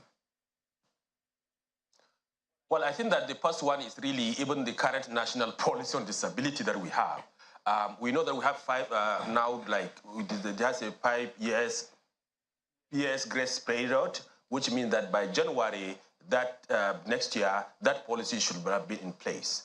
But I have not really seen any effort in order to ensure that policy is fully implemented. And I think that having a minister or a governor or a commissioner and others in that kind of place will help us. So if you look at the policy, there are a number of things. For example, access to buildings. You know, this is a basic thing. So imagine you have a minister who goes to the federal cabinet meeting, and a person has a physical disability and is not able to, or he or she is not able to get into the building. You can just imagine the kind of consciousness it's going to create in the minds of everyone in Aso Rock, because everyone will now begin to think that, oh, is that the experience of these people that we are going through until when we call to for meetings and other things? Or imagine going to an airport and then you see, someone with disability trying to get on a plane and cannot get onto that plane. Now, you can just imagine the minister trying to go to Lagos from Abuja, but cannot get on the plane because there is no possibility. So that kind of consciousness that it will really create are the things that have been provided for in our own national policy. Around education, for example, you can imagine people going into universities and other things. They don't have access to brailles. They cannot be easily admitted into universities. They don't have, somebody has to help them, of course, to get into the classroom. Somebody has to help them in order to read the document that they have to read and other things. So there are a number of policies. For me, the starting point is how do we even ensure that our National Disability Act that have been in place now for about 4.5 years. How do we ensure that now we begin the process of implementing those policies? Okay. And so that by next January next year, then it becomes an enforceable act. So that anybody who violates any of those things, either in terms of education, whether in terms of building, whether in terms of healthcare, whether in terms of employment, all those people will now be held accountable because that's what the Act says. Okay. So for me, the starting bedrock of everything is the national policy itself, and how do we ensure that that national policy is implemented and imposed as from January of next year. Well, Mr. Pele, I think it was Mr. Shettima that raised the issue about the National Assembly the other time. So I'm just wondering how you think we can engage the National Assembly also in terms of this inclusive governance, particularly with a bias for persons with disabilities. How do you see that happening? The National Assembly made that law that you said you have referenced the other time.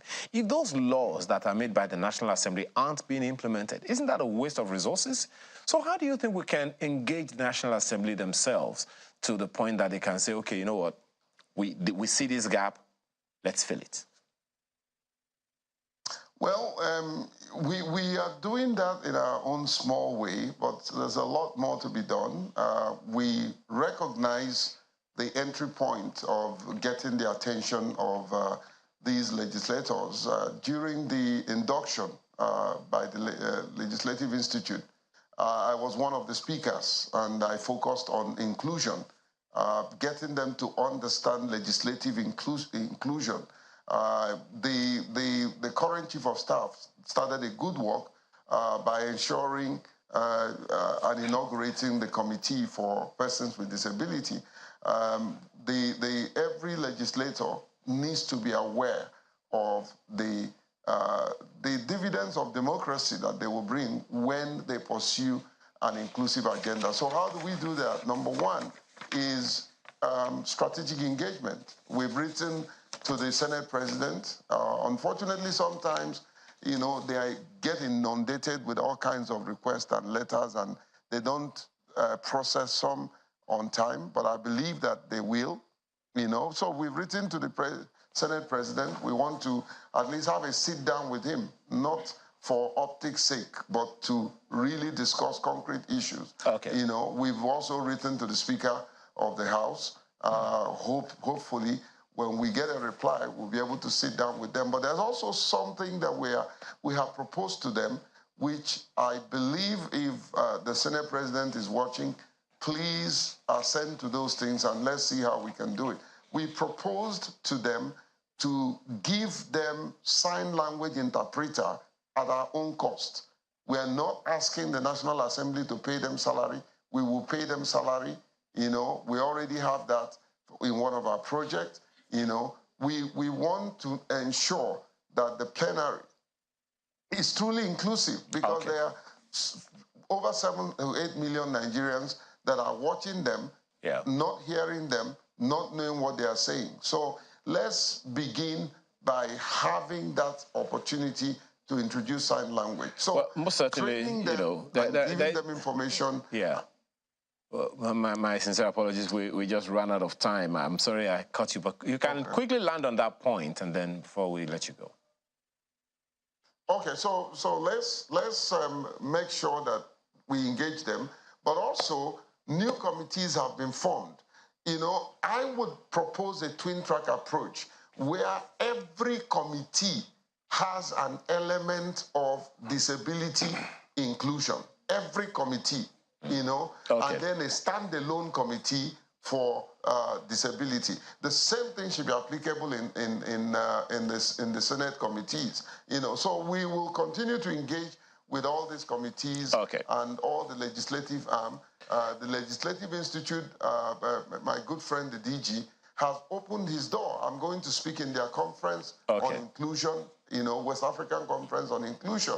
You know, so continuous engagement, making sure we implement, making sure we sustain the effort, and at the end of the day, by his grace, we will see a truly inclusive legislative assembly. Okay. Thank you so much for that and several other information that you've given us this morning. Jacob Pele is co-founder and CEO of TAF Africa, as well as Kole Shetima, who is country director, MacArthur Foundation. Gentlemen, thank you so much for your time and your thoughts this morning.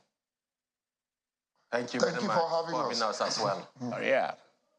When we return, we're still talking inclusion. What does that mean this time around? Join us, we'll be right back.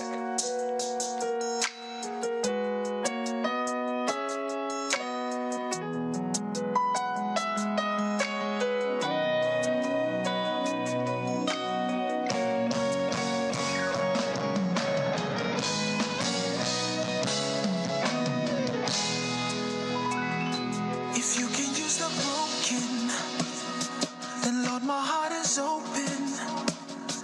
If you can use the messed up, then I'm the mess you need. If you can use a failure, I failed so many times and made so many mistakes, yeah. I wanna get it right. And now my focus is your purpose, laying my life at your feet. Yeah, yeah, yeah. Take every part of me, take all I'll ever be. I surrender totally, Lord, you are my destiny. Take control of my life, my hopes, my goals, my dreams. Yeah. I surrender totally, Lord, you are my destiny.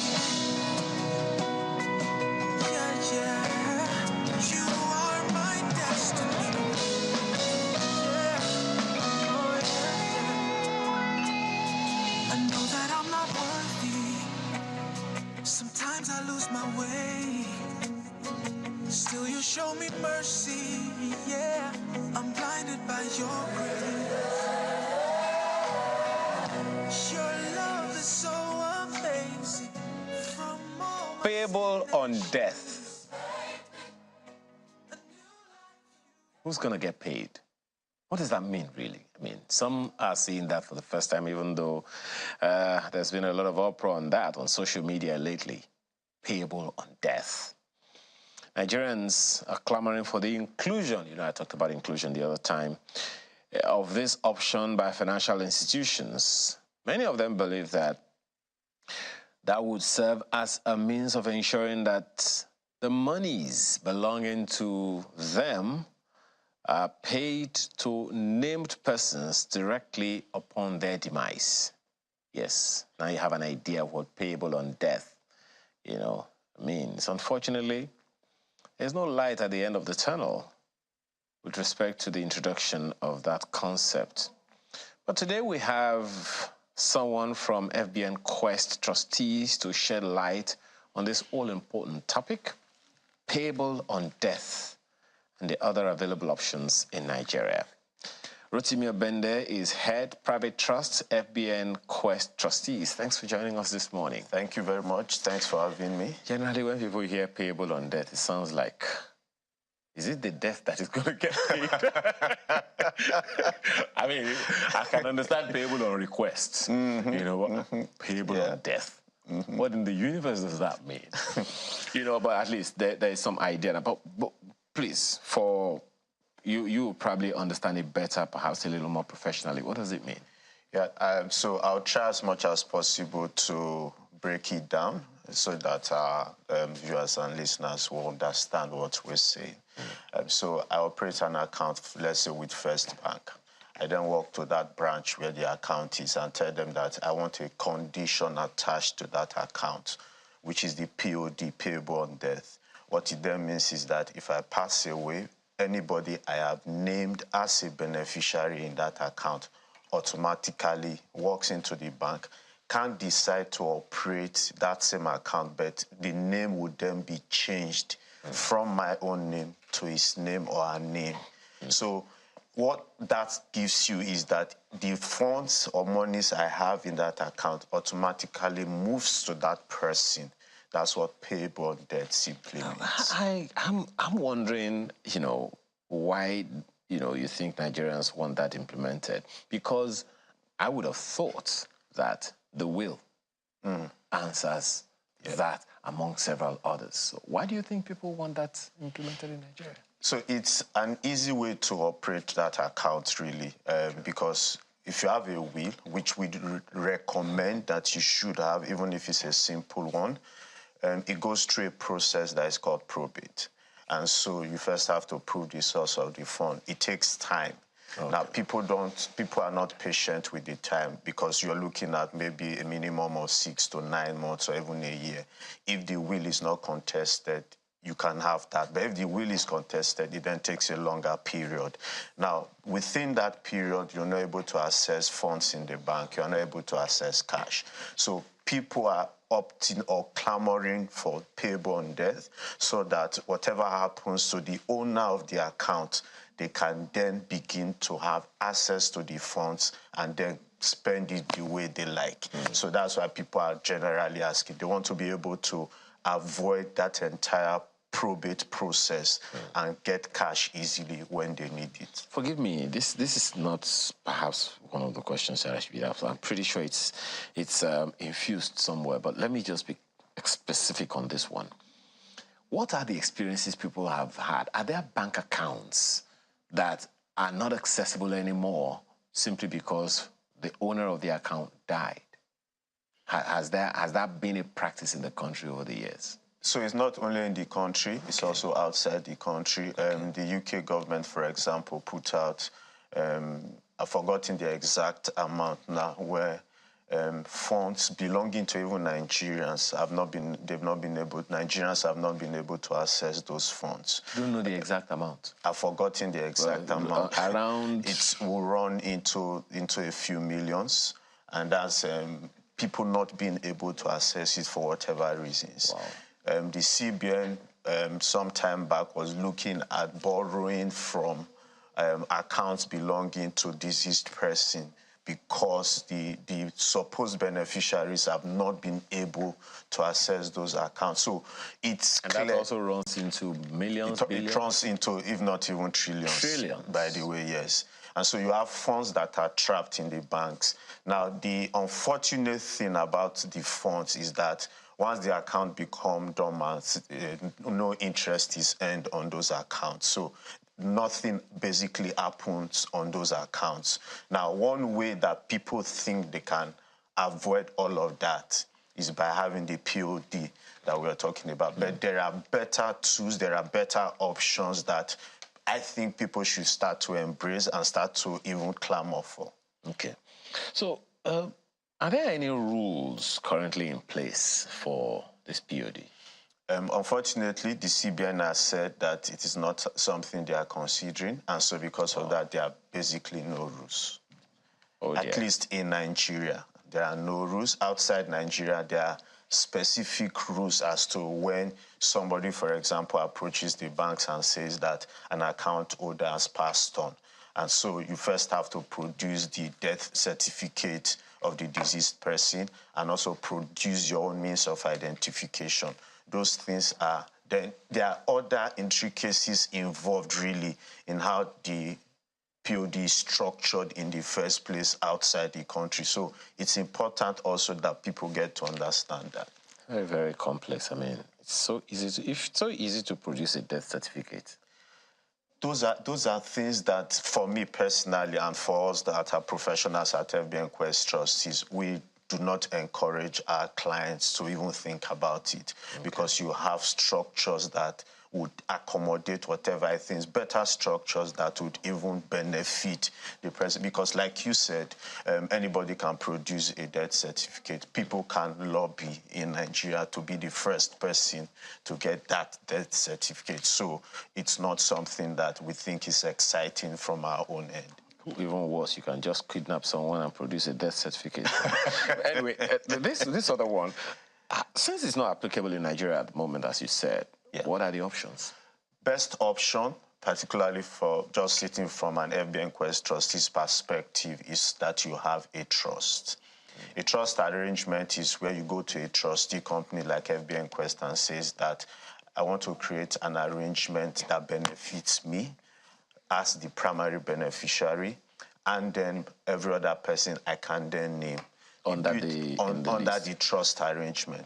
Now you fund that trust arrangement. So let me make it very basic. So I have cash. I probably cash that I've saved somewhere. I then give it to FBN Quest trustees to manage for me. FBN Quest trustees would then ask me, what are the conditions under which funds will be paid or even invested? It's captured in a document known as a trust deed. Trust deed is binding on me, FBN Quest trustees, and also on you, the creator of the trust arrangement. Now, the beauty of a trust arrangement is that it doesn't go through probate, which is what people that are clamoring for POD are asking for. What is also important with a trust arrangement is that you can't decide when each beneficiary should enjoy benefits. So, for example, I can say that when my first child gets 20 to 25, you can give him 5% of whatever benefits.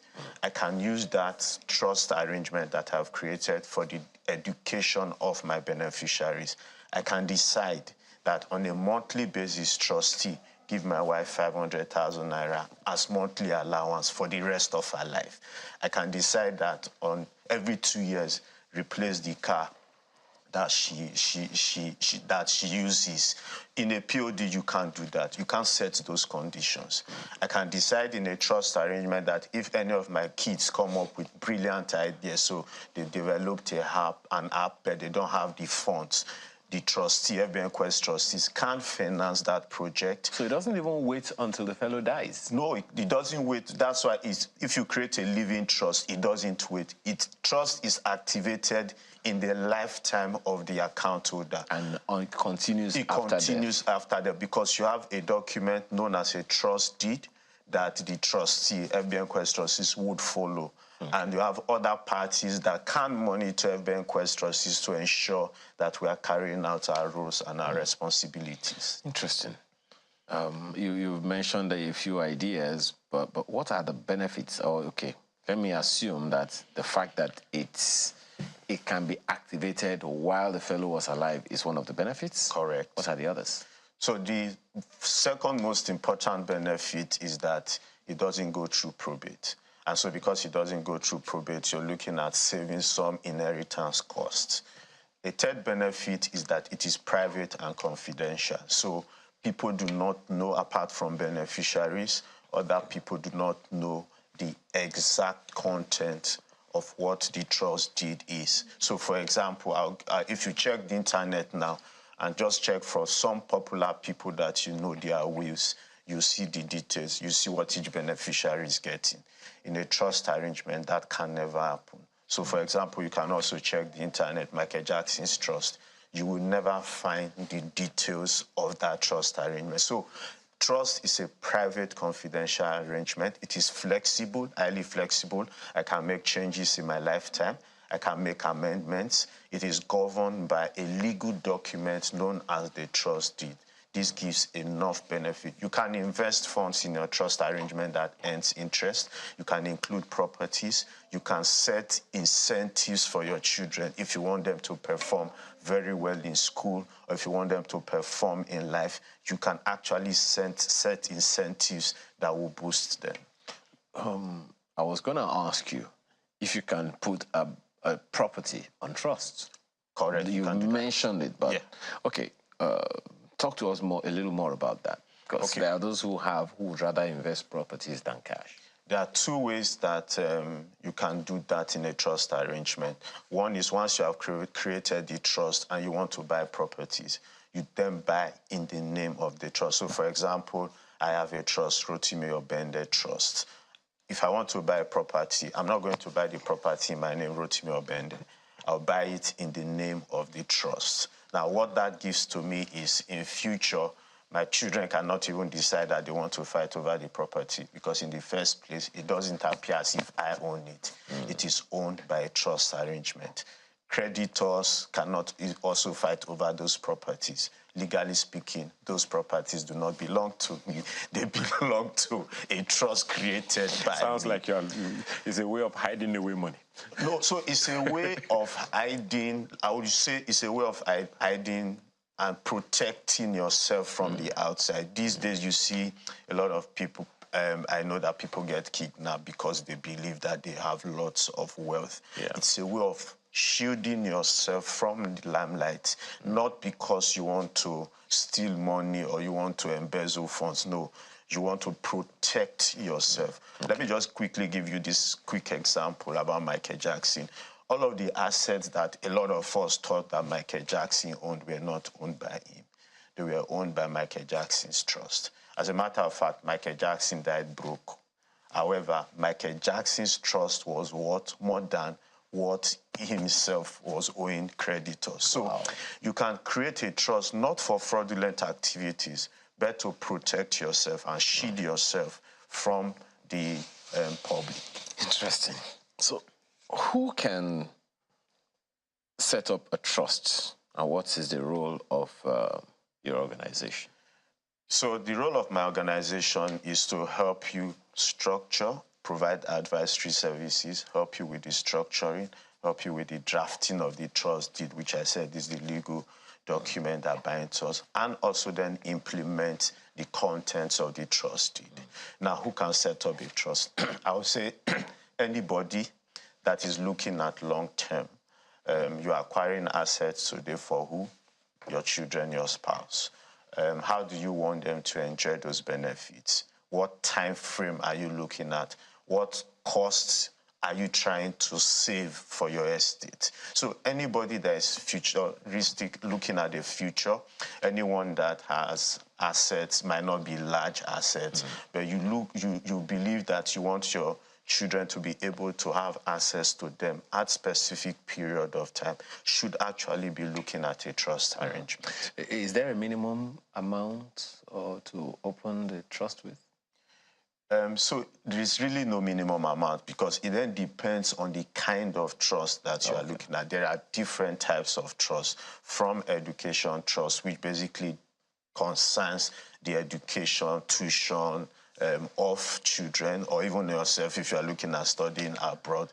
So it depends on what you are looking at as an objective. So there's also investment trust.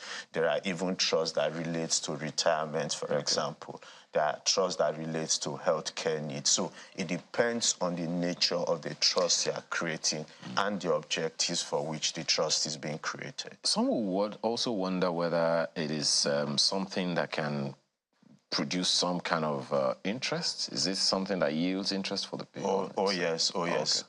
Your trust, if you have cash in the trust arrangement, is invested to generate a return. Okay. If you've bought properties in the name of the trustee FBN Quest trustees would help with the management, and rental income comes into the trust, which is then invested, and the trust continues to grow. I assume there is a contact online, maybe a website or something, because I'm very sure that there are tons of other questions a number of people have that I can't ask. I agree with you. You can on all social media platforms at FBN Quest.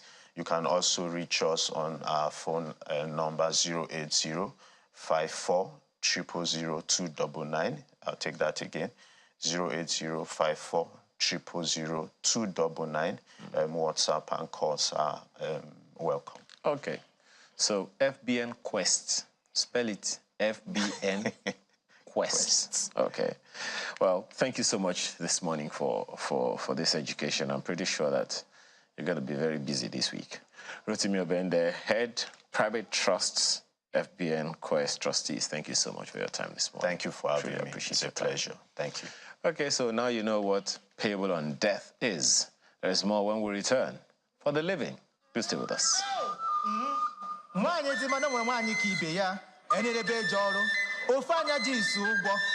m eji eje mba ọ dị be eze nwa m edemoko anya pụrụ onụbọchị bọs na abịrịba nwa m ekene m gekene m gekene m gekene m go ọ ya dị You're my melody, my sweet baby, the one where they make my heart go jim jim and shake body. See, I promise you, you go chop money. The love where you give me so, and I don't really. The queen will own my heart, the crown upon my head, the essence of my life. Oh, you know me home. The queen will own my heart, the crown upon my head, the essence of my life. Oh, you know me home.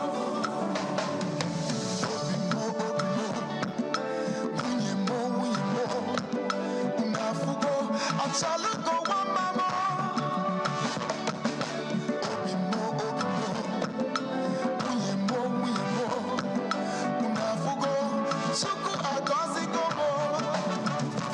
See as you smooth like silk, your voice like milk. Heaven lost an angel when you came to me.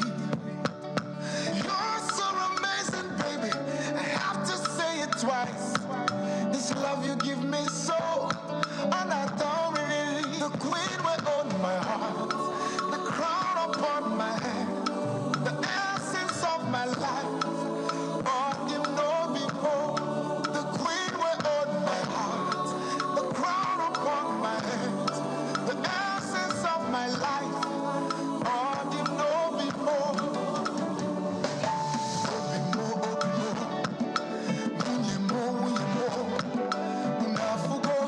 Chalugo wa mama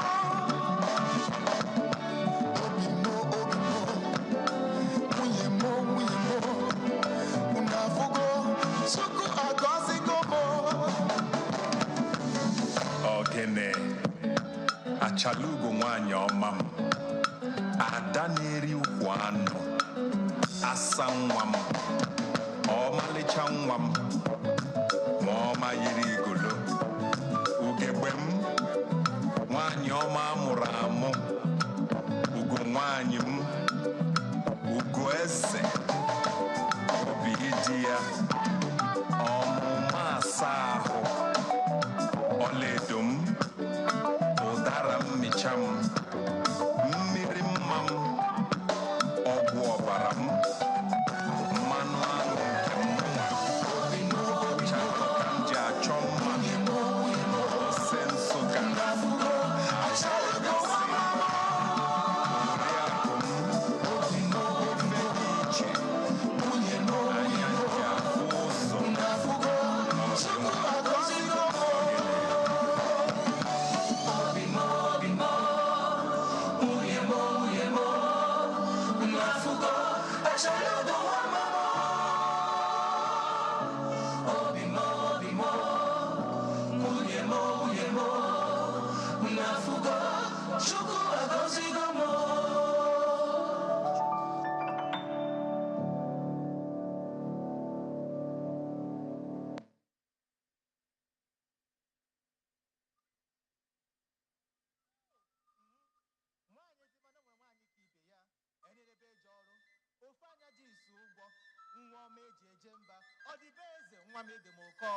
Anya poro onubọchị kwesị na abịrịba nwa na-ekenem gekenem go ọ ya dị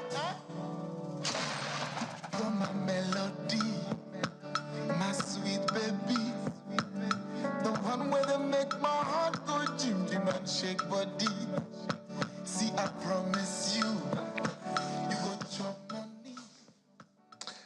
Thank you so much for staying with us. Well, that's the next item, and that song. Anyway, we'll talk about that one later. Junior Achievement Nigeria.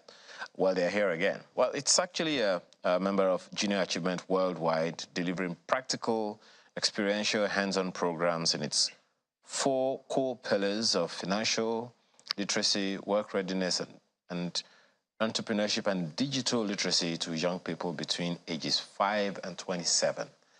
How come I didn't know about this when I was 5? But anyway, they're going to tell me whether it's too late. Oh, I know why. Because it started in 1999 and I was way beyond 5 at the time. And ever since has reached over 1 million students in all 36 states of the country, including the FCT. One of the programs it implements is the Lead Camp for Girls, which we are here to talk about today. We have with us Jennifer Ubo, who is Lead External Communications at Union Bank. Thank you so much for joining us. Thank you for having me. But you're not the news. The news is right here on my right. Chiamaka Moses is a 2023 Lead Camp participant. Thank you for joining us. Thank you. And we also have the Program Officer, Junior Achievement Nigeria, Kilali David West. Thank you for joining us today. Thank you so much for having me. Some will be hearing this for the first time. Right? Yes. Good. So, Primary 1. Tell us about Jan Nigeria Lead Camp. Okay, so Lead Camp is one of our major programs that we have at Junior Achievement Nigeria. It is a program based on women empowerment. Okay. And this is a program where girls, its aim is to make young girls become high-achieving female leaders. And this used to be a fully residential camp. It used to be 5 days where girls from all over the country would stay in Lagos and attend these workshops. But then, because of COVID-19, it became a fully virtual program. Throughout this camp, the girls get to do practical workshops, like leadership workshops, but they also get to hear from panel discussions from leading women in the public and private sector. And they also get to understand about key areas of their development, such as health, financial literacy, and career plans. And since then, we've had amazing hosts and amazing guests, and we always look forward to always implementing this program to better young girls across the country. Chiamaka, how would you describe your experience at the Lead Camp? It was exciting. I learned a lot. They invited phenomenal women whose works resonate with success to speak to us. So yeah, it was very interesting. It was wonderful. Describe interesting. Interesting is like saying, I watched a movie, and the movie was exciting. It was insightful, it was inspirational, it was just wonderful. Was it anything near what you expected? It was even more than I expected. I learned even more than what I expected to have achieved. For instance, you don't know how to manage money. Yes, financial literacy. Okay, in what way? What are the things that came to you anew? Emotional intelligence. That was one topic, and that's something I do not have as a person, right? So I was learning it all anew, and it was something I hope to implement in my life. So before, you're not the same person, but now. Okay. Well, let me ask you, Ms. Uwo, you work with an organization that is supporting Jan Lead Camp. Why? For how long has this relationship been on? Thank you. So for us at Union Bank, SDG 5, which is gender equality, is one of the key pillars that we are particularly passionate about and that we actively contribute towards. We have partnered with Lead Camp for 9 years, 9 consecutive years now, and I must say that we are pleased with the impact of the beneficiaries over the years. I mean, Chiamaka is proof, she's one of the beneficiaries. We've had interesting events over the 9 consecutive years, and in that time we can see the clear track record, we can see the clear impact on the beneficiaries, and that's why we continue to support and partner with Jan on Lead Camp. What's the experience been for the organization?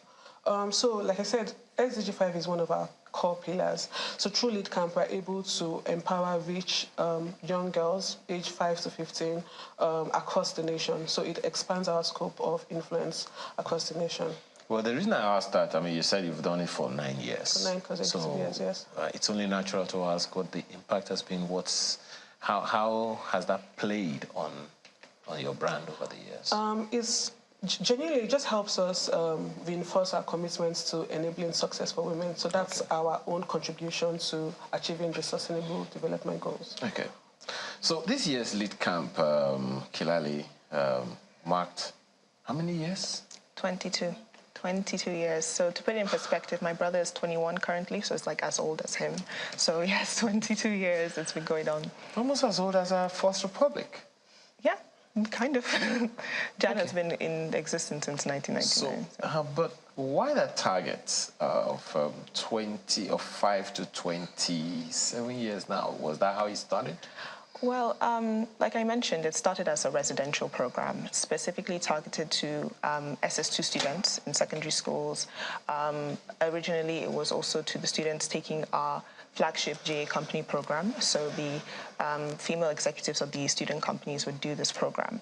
And it was specifically targeted for SS2 girls because you're about to go into your last year of secondary school. You have to start asking yourself certain questions about what you want to be in your career, your courses of study. So this program was specifically designed to make sure that these girls have already started doing leadership positions, maybe in the J company program or maybe as prefects, or maybe they haven't had any leadership experience at all. They have the courage and the confidence and the skills to implement that throughout their educational careers and also throughout their work careers in the future. Well, it would seem like that has been expanded now. Yes, it has been expanded. We have expanded it to more states. We have also expanded it to a wider age range for even students in junior secondary to even people. We've had online participants that even are people who are in university as well, because this message about women empowerment touches all ages. So it started out as like a target demographic, and now we look forward to expanding it to more people as well. But how do you disaggregate? I'm assuming that, I mean, because the 28-year-old, the 27-year-old or 26-year-old has a different set of needs from the 15-year-old or the 13-year-old. So is there a specific content for each of them, or is it just the same? For now, with this implementation, it's just generally the same. Most of our participants are in school, whether senior secondary school, junior secondary school. So our content is specifically targeted to students in schools. However, in the future, we would also explore those options to include more demographics as well. Okay. Chiamaka, you spoke about emotional intelligence as one of your key takeaways, right? Yeah. What are the others? Okay, one thing I'll call them teachers or instructors hammered on us was the fact that we should be grounded with soft skills.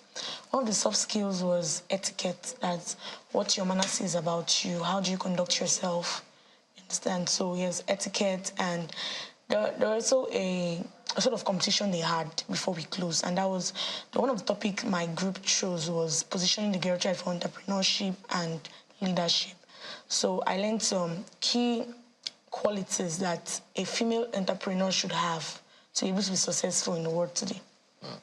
How has that changed you since, okay, before you went, you were in a particular way. As you said, you were not emotionally intelligent. That's just an example. How has that changed you? What's been the response or reaction of mom and dad since you go back? Okay. Recently this summer, my friend and I decided to start a chin-chin business, right? And that's sort of... So, pause. How old are you? I'm 15. And you have started chin-chin business? Yes. It's okay. So, drawing from the lessons we learned, because we both attended the Lead Camp 2023, drawing from the lessons we learned on entrepreneurship, we're being to, try to, put that into practice. That's talking of qualities like integrity, keeping to time. Now, punctuality was something it wasn't part of the topics given, but then it was something we learned in the sense that the program is ending by 9. We have to be there before 9. So that taught me punctuality, taught me how to be disciplined, how to do things on time, time management. Yeah. So when you got home and you now started doing things on time, Mommy was shocked. Yes. But she was proud, at least. She was like, right, this program is actually very nice because it has taught me something. So Mommy has stopped shouting. Long and short. Yeah. How about your siblings? Actually, my siblings are in school. Okay. University soon. Okay. So you are home alone? Yeah. Thank God. Union Bank has... but, I mean, you talked about the importance of gender enablement for your organization. And you've said that, SDG 5, is the important one for you. It's one of the important ones. One of the important ones. Why did you choose SDG 5 as one of the important ones out of 17? Okay, so... Because I know you don't only have female customers. Yes, of course. So, all over the world, women and girls make up about 50% of the population.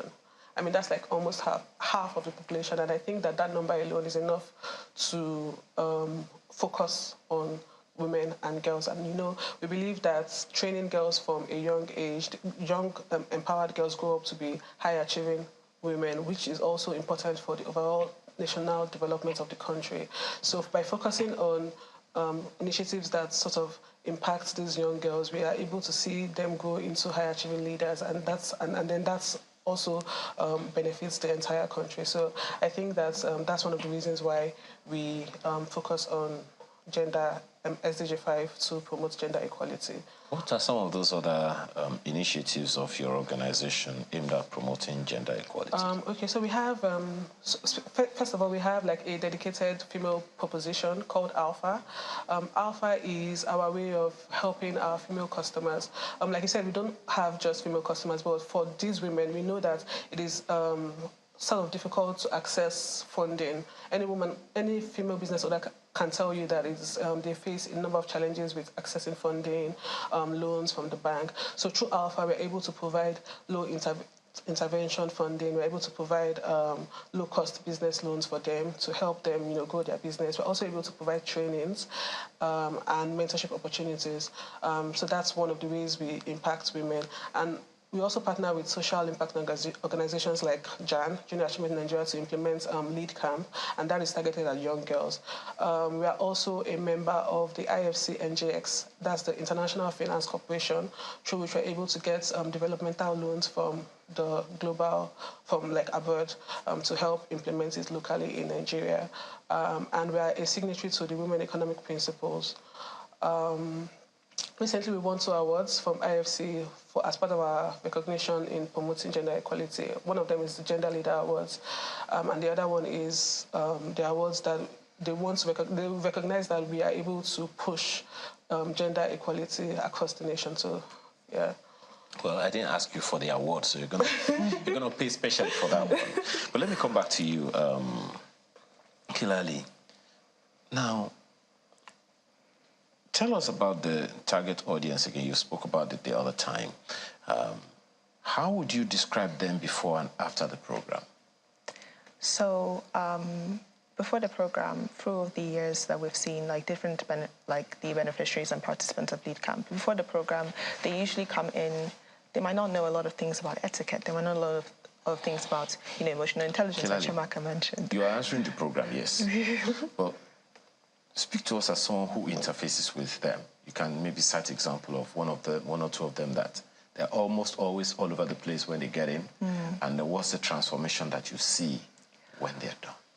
When they get in, they're usually quite reserved or quite shy, right? Some of young them, people. Yes. Shy. So, yeah, you'll be shocked about how many shy, and they'll be a little quiet and they'll be in the corner. They won't really interact as much at the start of the program, and then you see them at the end of the program when they go through their presentations, and the person that was in the back that was really shy and didn't want to speak is now speaking on behalf of their group for their presentations. So you really see a personal transformation of, they see other women that they would look up to, whether the panelists or the facilitators in their sessions, and they are inspired to also gain that confidence. So we see an increase in their public speaking abilities. We see their increase of like Chiamaka mentioned, emotional intelligence, and we also see them and follow them through their journey. Over the years, we've had so many alumni that are making waves in the economy, in the political space. One of our most notable alumni is Nkechi Eze Balogun, who is the founder of Ashwebi Bella, and we also have Odualinka Osoloye, who is the youth advisor at IREX, and many more amazing women who have come out of this program and are leaders today, whether they're leaders after years of the program or even leaders at their age in secondary school. Is there a message for parents from Jan about this? Because sometimes, there are some people who believe that it will seem like parents push the responsibility of parenting to teachers. Mm-hmm. From your own experience and from interfacing with these children over the past 9 years, is there something parents need to know about their children? Because most of the time, these young people, they say they don't understand them. Well, I would say that with programs like Lead Camp and Over G programs, we unlock the potential in children, right? They have it in them, the confidence they have it in them, the skills they have it in them. So it's just for us to encourage them. And it's not just us at Junior Achievement Nigeria. We have partners like Union Bank who have been supporting us for years. We have other implementing partners. We have the schools as well. It's all, the saying, it takes a village to raise a child. Okay. And so it's all of us trying to unlock these potentials. But all of these qualities are already in those young girls. Okay. Right. Chiamaka, what do you want to say to people your age who should also be part of this program? Okay, I'd say we should know our worth as girls, right? And then we should try as much as possible to get mentors, someone to guide us, someone to lead us through, right? And I know we try to make ourselves as confusing or difficult to parents or teachers, but we're really simple. We just need a listening ear. And that listening ear can come in form of parents, teachers, or Junior Achievement Nigeria, most of the mentors who came to participate with us. So yeah, that's it. So, in other words, getting your attention doesn't require a cane. Yes. Okay. Chiamaka Moses, 2023 Lead Camp participant, thank you for your time this morning. Thank you also to Jennifer Ubo, who is Lead External Communications at Union Bank. Thank you for your time. Thank you for having as well as Kilali David West, Programs Officer, Junior Achievement Nigeria. Thank you so much for being here today. And all the best with what you do. Thank you so much. All right. Time to teach you how to allow your body to heal by itself. We'll be right back.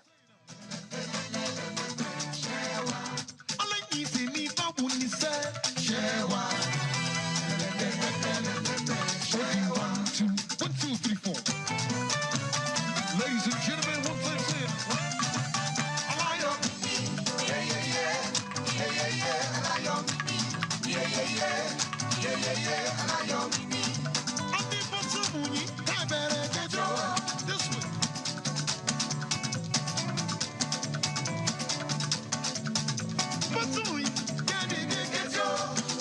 everybody now, shake your body. Oh, y'all shake your body up.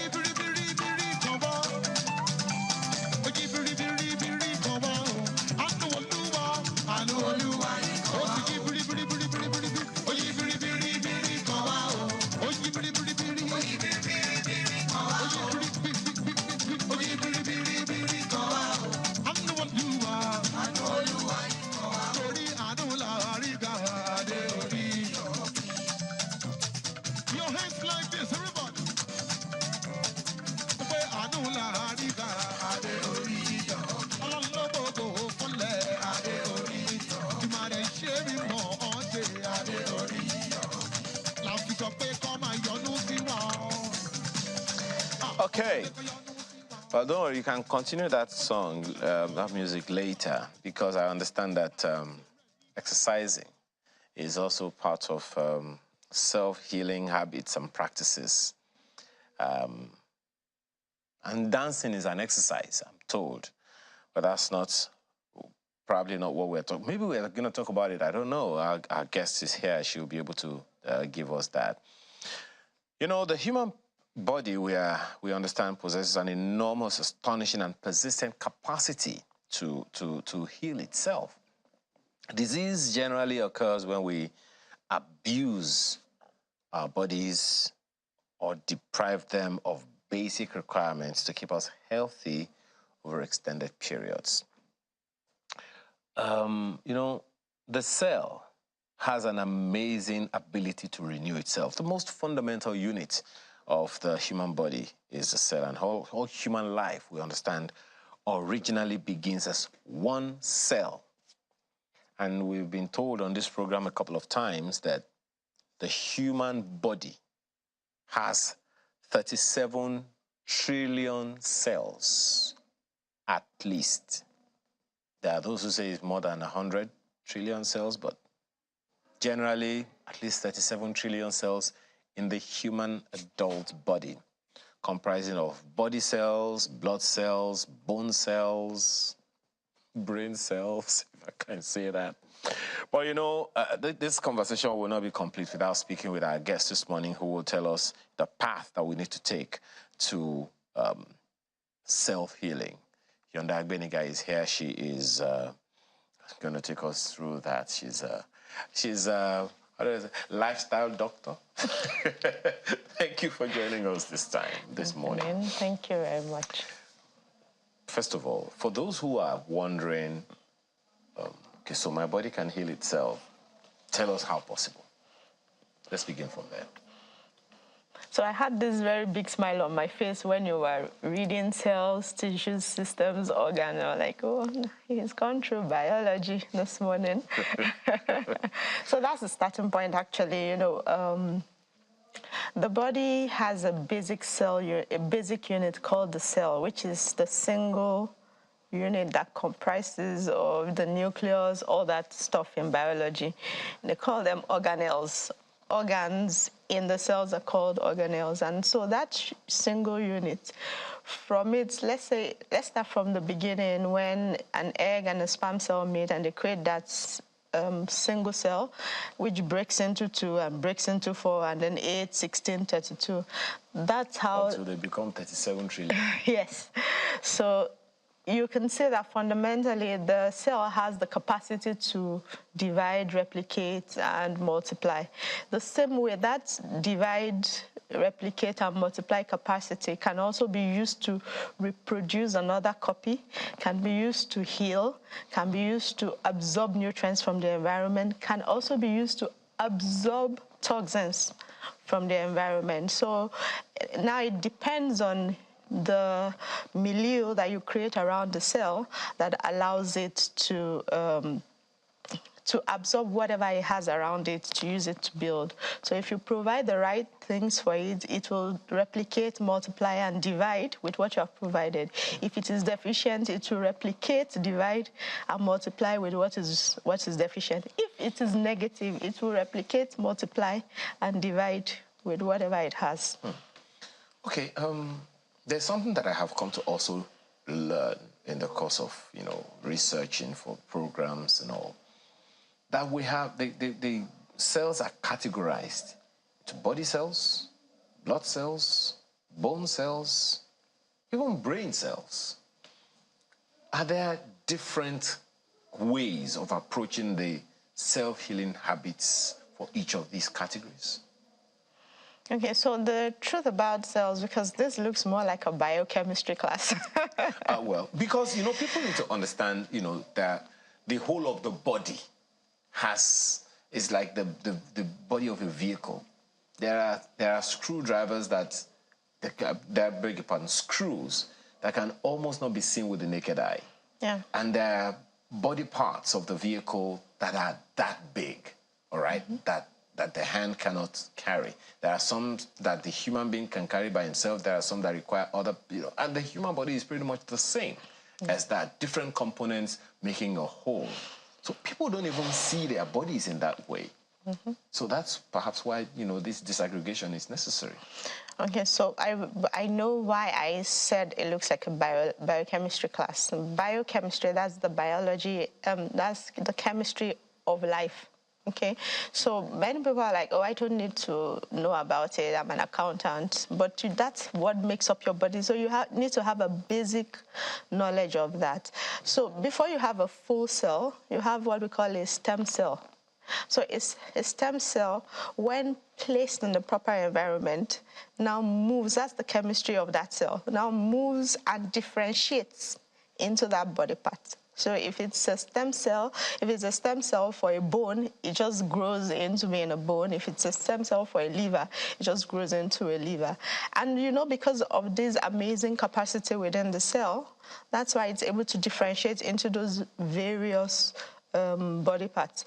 More so when supplied with the right nutrients, right environment, and right milieu. Milieu is the environment. That cell will pick up from the environment and replicate that condition. So you can have a cancer cell replicating and self-dividing. Instead of replicating a new cell, will produce another new cancer cell, because the genetic material available for it is that of a cancerous cell.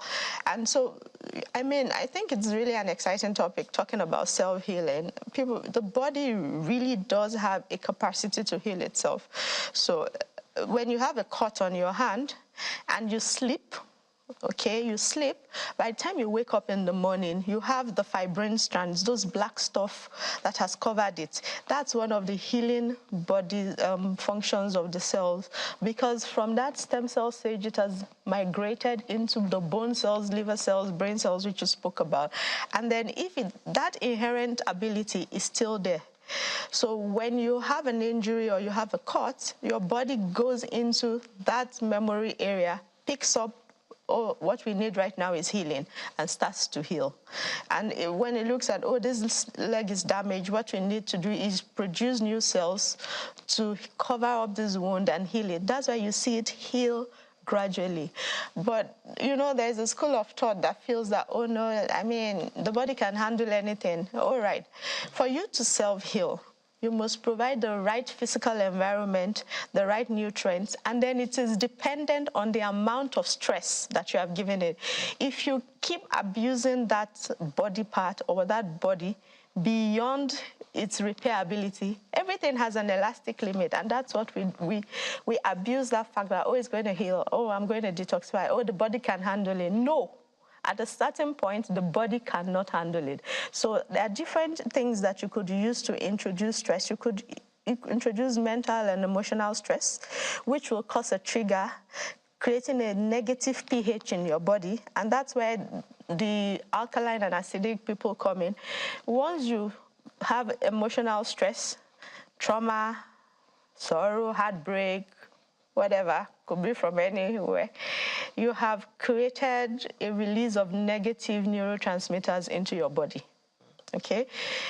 Then when you introduce chemicals and toxins, either orally, from your food, as a pill or whatever way you introduce it, or topically, either way, that environment has become negative. It can only take so much. Like I always say, introduce a lot of acid through drinks to your kidneys.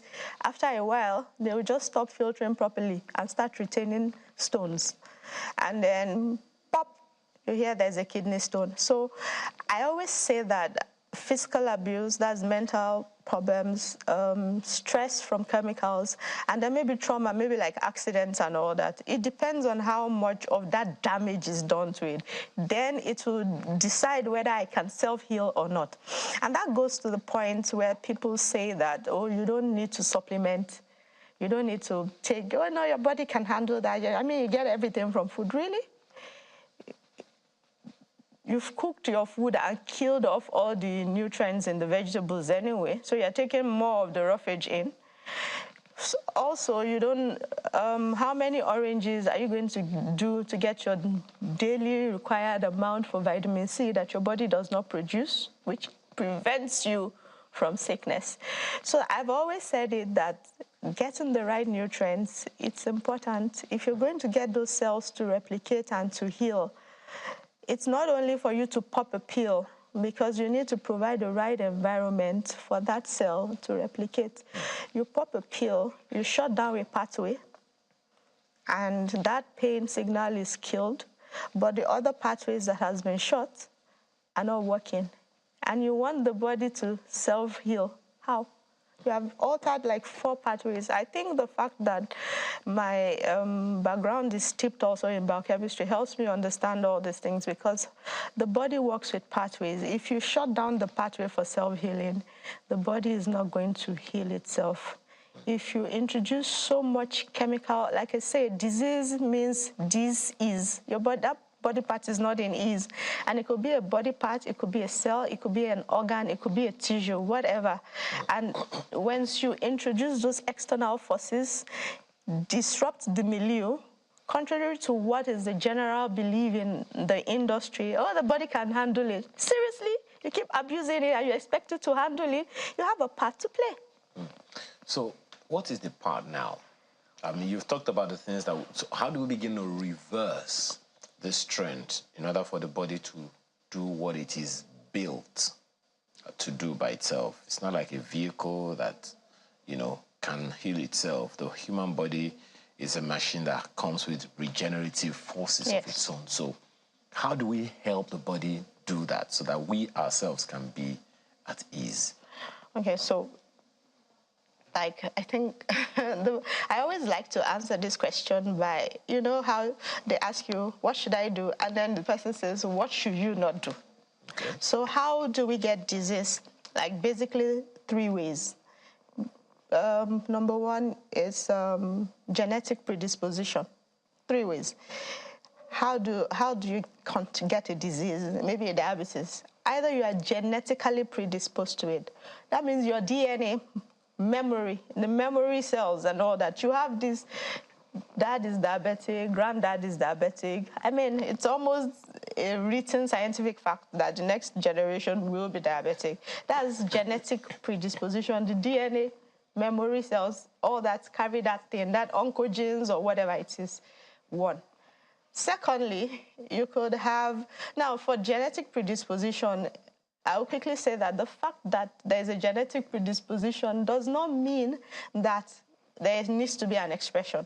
So if you do the proper things, if you know that, oh, dad is diabetic, granddad is diabetic, uncles are diabetic, then that's when you know that you need to edit your lifestyle.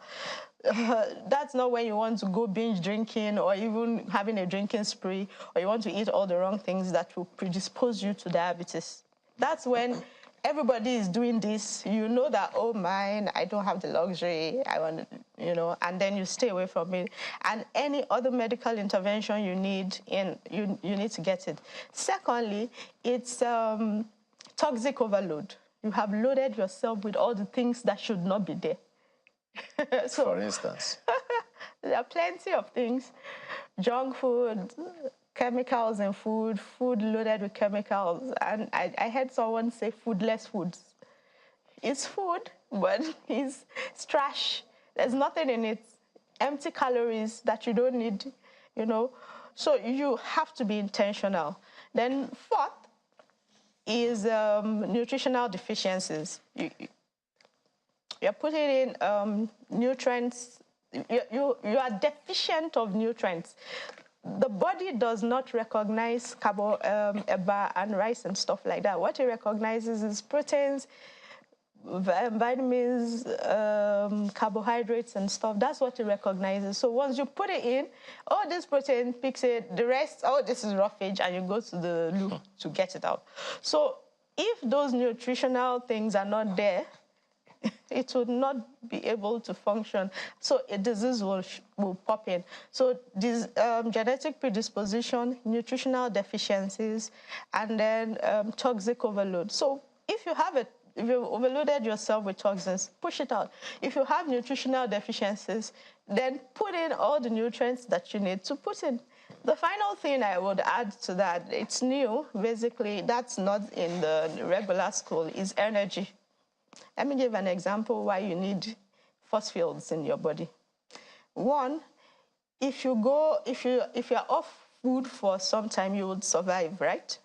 If you're off water for some time, you would survive. But if you're in surgery and that force field that they use to measure your heart rate, once that electromagnetic force field flattens out, the person is dead instantly. So that's where energy, force fields, electromagnetism, it's really much of a new field. But you see, when people want to die, when they're in movies, you see them taking those 2 electrodes to jumpstart the heart. That's because you don't want the electrical circuitry of the body to shut down. Once it cuts off, the person is dead instantly. So energy, frequency, electromagnetism, it's a new field, it's a new phase, it's a new, it's important in the body. How do you put, it's not like you're going to touch electricity, no. Is it? Exactly. You use what we call, it's new, it's like integrative medicine in which you use pulsed electromagnetic fields, infrared, all that stuff to get your mitochondria charged. Once the mitochondria, that thing inside the cell that powers it, once it starts losing energy, that's when you see malaise, you see people are dull. When your mitochondrial energy is low, that's why you see, for each cell has what we call electrical charge. It's called energy medicine, actually. Each cell has a voltage. It's called, it's a millivolts, about 70 millivolts. When you're sick and you have malaise, your cell voltage has dropped to about 50. In other words, you need generator. Yes. To put on the light. Yes. In your body. Yes. It's okay. I'm hearing that for the first time. But you know, all of these things you're saying, thankfully we are talking about all these in the lifestyle segment. All of this definitely has a way of getting better only if we factor in a different lifestyle pathway. Yes. How? You've talked about what we take in. Before you go to those lifestyle patterns, how do medications help or harm this self-healing thing that you talked about? Because, I mean, it's only natural once anyone is having a headache, the first thing you want to do is get something to talk about it, to do to it. How does that help or harm? I've heard that they call something drug abuse, and it doesn't have to be cocaine or heroin. But some people, the moment they have some kind of thing, oh, I used this medication the last time, let me use it again. Okay, so the first thing I would say is that sometimes you need a detoxification. Of your body from those medications? Yes, okay. So, like, most times pain is a signal. You have a headache. It's a signal that something is wrong. Like, you have people who have what we call angina. They have heart problems. They don't know. And then one day they just say, my heart. And then you feel something just tightened in your heart and released you, and you go, oh, that's fast. You know, that's a horrible signal. That's a very bad signal. That's a signal that the heart is not getting oxygen, and the cells on that side are about to die. So they gave you a warning, and so you go in like, oh my, so what do I need? You pop a pill, and the pain goes. But that blockage is still there. And it could lead to 2 things. It could lead to a TIA, that's a transient ischemic attack, which is a stroke, or it could lead to a full stroke, you know. But you know, the body will give you that signal for a while before it decides that I want to go into stroke. So you take medications and you shut down that signal, and you don't do anything about it. You take that medication for 5 years. You didn't do anything about it, about that blockage.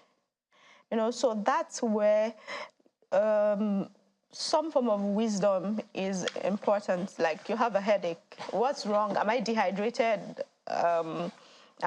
What's wrong? Am I lacking water, or I'm stressed? Do I need to sleep? You know, so that's the role in that. So sometimes after you have overloaded yourself with some of these things, then you need to do, that's the importance of detoxifying. You need to run detox series on yourself once in a while. Clean your colon, clean your detoxify, do a sauna, get those toxins, waste products out of your body, sweat it out, you know, get charged. It's the truth. Get charged, get PMF or whatever it is, and connect yourself to the charges so that your mitochondria picks up energy at any time. And of course, another way to do that is definitely the exercising, because you need oxygen. The reason, like that TIA in which the person had that, it's called angina pectoris.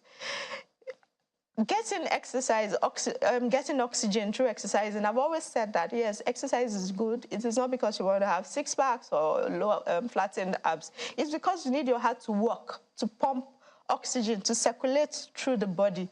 So when you get oxygen through those places, those cells that were threatening you to die get oxygen. And that's one of the regimens we need to add, apart from deficiencies that we need to put, toxins we need to get out through detox. As in, it's amazing, detoxification is important, you know. We also need to get oxygen and nutrients in.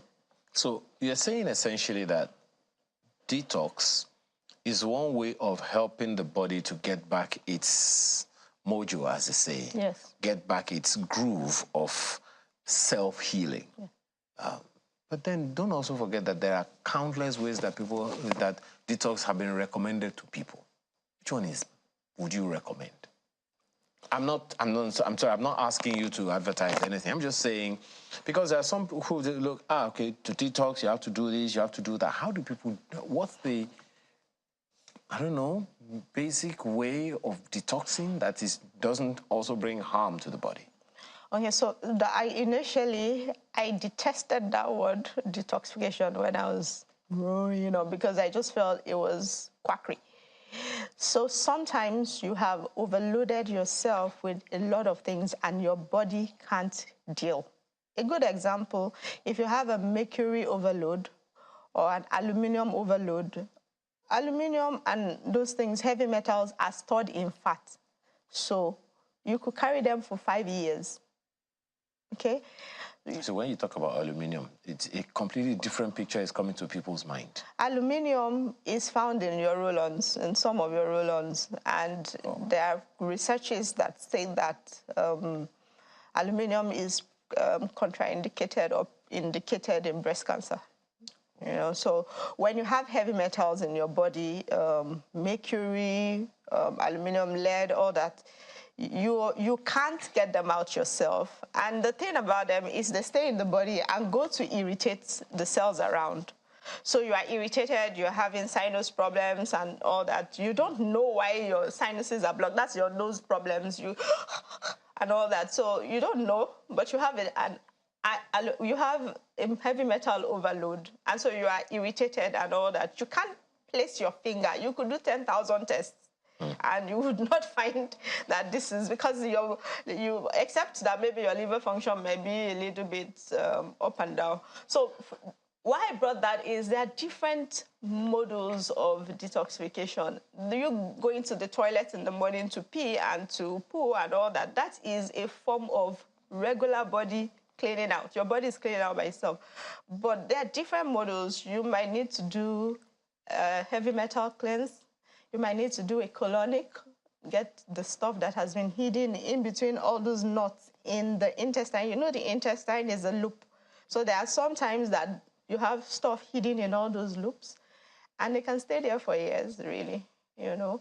So you need to get all those cleaned. Then you can do a full body sauna in which you're just out and sweating out all the things that need to go out through your skin pores. So there are different methods. It depends on what condition it's indicated in your body. So if it is a heavy metal, if you're having brain fog, like I have a friend who said she called her boss sweetheart. She was having brain fog. So So if you have that, it's a different kind of detox program you would need, because apparently your body can't deal with some of those heavy metals by themselves. So there are different types. Okay. Because, you know, there are different types, there are different fake types. Yeah. Okay. That's what scared me. That's why I'm asking that question. Because there are those who will say, okay, there is one particular, if you put your leg in certain liquid, you know, some liquids are going to, you know, go into the water and do that. That is detox. Is that? You don't know. Well, some people do it, you know, and they have, the thing I always say to people is, once you understand the chemistry behind something, then you're able to, you are able to decipher what it is. Apparently, I tried to read it up, and I know what they do is try to create electrolysis, try to create a circuit, increase the charge in the water, because you have skin pores, okay? Increase the charge in the water, create currents and charges, ions, so that the concentration in the water is higher than the concentration, the pH in your blood. So because you have pores at the tip of your feet, you have those osmosis, the things that shouldn't be there, free radicals, ions. It's actually an ionic detox. You have ions pulling out through those pores. So if you create a high concentration in the water, then you have a lower concentration in your blood, because you add salts and then you create electrolysis through the array, and there's a lot of ions in it. It's really concentrated, and there's a charge, there's an electric charge, maybe in amperes, you know, and then the concentration in the body is a lot lower. That would help you with heavy metal detox. It would pull out free radicals, ions, and charges. It's not going to go to your colon and pull out fecal matter. Neither will it. But you know those free radicals, and then you have a pump of hydrogen being pumped into your body. You have hydrogen peroxide being optimized in your body, which kills things which you endogenously produce. I mean, if you read the chemistry and it makes sense to you, then you go for it if you're comfortable with it. Okay. How does nutrition help self-healing? Like I said earlier, vitamins, minerals, trace minerals are very important in the body. The body recognizes carbohydrates, proteins, vitamins, nutrients, and all that. So I want to build a new cell. I need magnesium. This guy is deficient in magnesium. And I'm already building the cell up. Just ignore it. And then it produces a weak cell. So that's why you need to have all your nutrients in the body, your vitamins. So that's why there is what they call balanced diet. Yes. Because the body has different needs at any given time. Exactly. So when there is a balanced diet, the different parts of the body will take what's their own. Exactly. So the body has a way of collecting its own palliatives. Yes. Yes. In the food that you eat. Yes. Okay, so are there specifics? You just spoke about magnesium deficiency now. What are the things? How do you know you are deficient in one particular thing? Okay, so let me give this brief story. You know how vitamin C was discovered, okay? In the era of the Queen, Her Royal Majesty, the Queen, you know, they call it the HRM ships, the fleet of the Queen. When they leave land, I mean, and they still have supplies, oranges and stuff, everybody's fine. Then when they get to sea and everything has, way back, I think in the 1700s, way back, when their supplies run out, then they found out that the sailors were all having scurvy. You know, scurvy. And then when they get back to land, biofruits, fresh supplies, oranges and stuff, then the thing goes, when they're back in the sea again and they have only salt water and all that, then they pick up scurvy again. And that led to the discovery of vitamin C. I don't want to be quoted because I need to get the research right, the data right, but it is said that for every vitamin deficiency, that there are about 72 or so diseases that can be linked with it. So with each deficiency of maybe magnesium, vitamins, whatever, there are diseases linked with it. Heart health, Magnesium is definitely deficient. CoQ10 is definitely deficient. Arginine is definitely deficient. And that's why I always say guided nutritional supplementation, because you need a nutritionist who is what her salt to help you with this. With all due respect, you need someone to guide you through it. You don't just say, magnesium, arginine, and you're going to end up with a large box of medications. Yes, and that's not going to help you because you'll be tired. So they know how to advise you on whatever deficiencies. Oh, there's a heart health problem. Oh, there's whatever. This is the side you're doing but this is the other side you need to add to it to get your balance, because everything is supposed to work hand in hand. You spoke about exercising the other time. Apparently, it's not just nutrition. It's like what you're saying to me is it's a combo of activities. Yes. There's the place for food, there's a place for medications, there's a place for exercising, right? Mm-hmm. That's what you're saying. Yes.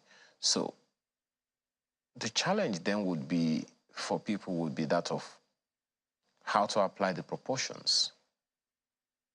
Is there a guide that you can provide? There is a guide, actually, and I'm just going to say this, and I'll give this guide. And I'll not limit it to just proportions. I'm going to include time into it. Okay.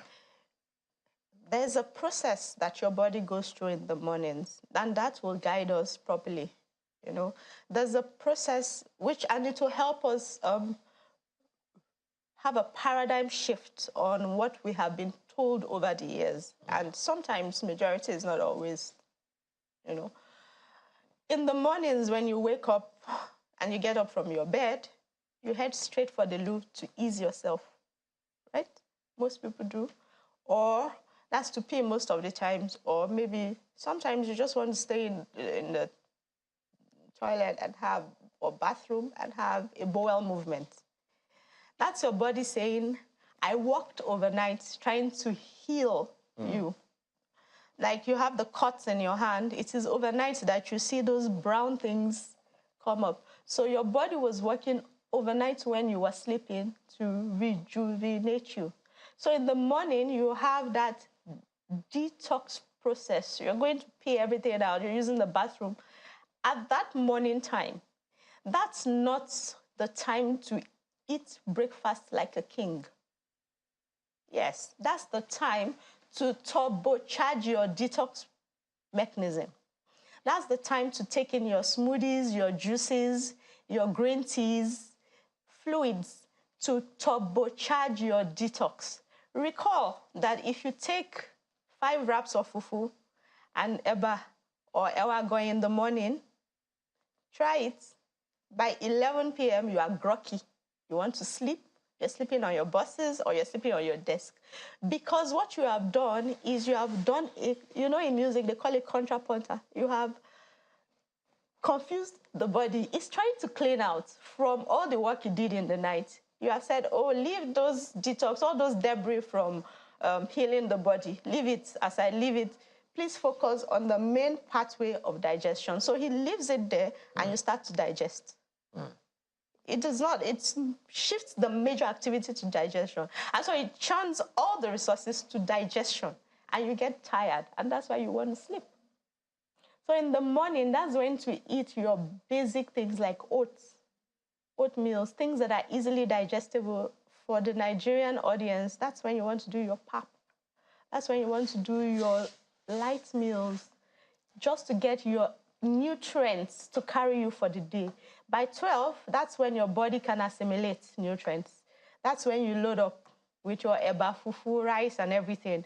Because your body is going to be in the assimilation module at that time. As you assimilating, that's when you do your ewagoe and everything you want to do at that time. All the heavy stuff. Yes, as in have fun between 12 and 6. By 6 to 7, you're gradually shifting to the rejuvenation state. And that's when, because if you don't sleep, your body doesn't heal. So your body is about to sleep. You don't need to load it up with more 6 wraps of fufu So that's when you need to go your light meals. What if that's the fellow's first and only meal for the day? So you train your body. Stop confusing your biological clock. You train yourself.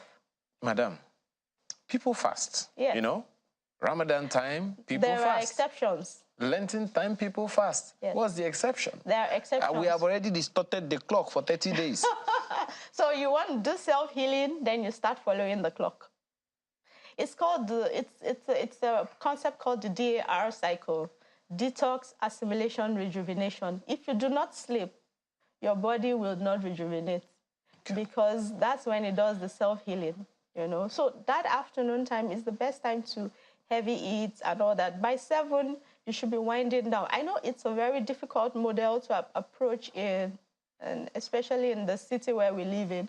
But by evening, you're having your light meals like your salads and little rice in addition, and a lot of nutrients, vitamins from your smoothies and juices, moi, you know, something like... Some people will have very light meal in the night and wake up in the morning like they haven't eaten for 30 days. Yes. You are very well aware of that. Yes, so because you want to push out. See, at the evening time, you are loading up for that rejuvenation work the body wants to do. It's going to be healing all your wounds, all your injuries overnight. Give it the required... It's simple science. Give it the required nutrients. To you, it is simple science. But, you know, speak to this. There are people who... Well, you help us understand it. Who maybe had an incident in the day. They didn't feel any pain. Or they had an accident some time back. They didn't feel any pain. And they just slept and wake up the following morning feeling intense pain in that particular part of the body. Why are you laughing? It's simple science. Tell us this science. Okay, so you have an internal injury and you are numb. Your body is numbed for the pain. So we've applied embrocation. There's something called internal hemorrhaging. If an artery or something is blocked and the body was trying so hard, like we have just spoken, to self-heal. And I mean, this whole bleeding thing is beyond it. And then that's when you start feeling the pain. So that's why if you have an accident or you have a fall, you should never assume that everything is fine. Get checked. Okay. All right. Well, we have to thank you very much for this. We've spent a little longer than we planned to, but thank you so much for your time this morning, Beniga. But a very quick one. I told you we had our guest, our artist of the week, but unfortunately he also has been affected by the traffic from getting here on time. We've been able to successfully lock him down virtually this morning. So let me just go straight to it and have a conversation with him. Everyone calls him Alibaba. If you want to know his true name, Google it. Good morning, and thank you for joining us. We have very little time, but we have to keep this short. How are you this morning? Alibaba, please unmute. We can't hear you. Can you hear me? You are yet to unmute, please. We can't hear you. Okay. We are unable to hear you now, so it will seem like it is time for us to say our goodbyes. But before I let you go, just a very, very quick one to young people. There is an assumption that some people have that it's like young people believe that they can't die or that they can't fall sick. Is there a guide for them in this self-healing talk? Yeah, for younger people, I think this is the best time. You know, I'm more of a lifestyle and wellness-focused person. So the thing is, at 30, 40, 50, we see quite a lot of people who are coming down with what we call lifestyle conditions. Lifestyle diseases like diabetes, high blood pressure, hypertension. Hitherto, it was for much older people, right? Yeah, even cancers, you know. So there are things that you could have done over the years. Like I think there was a time I saw a 38-year-old who had prostate enlargement. Now the thing is, the things you do now, at the end of the day, would ultimately show up in your 40s and your 50s. So this is the time to build the right milieu. This is the time to self-train yourself.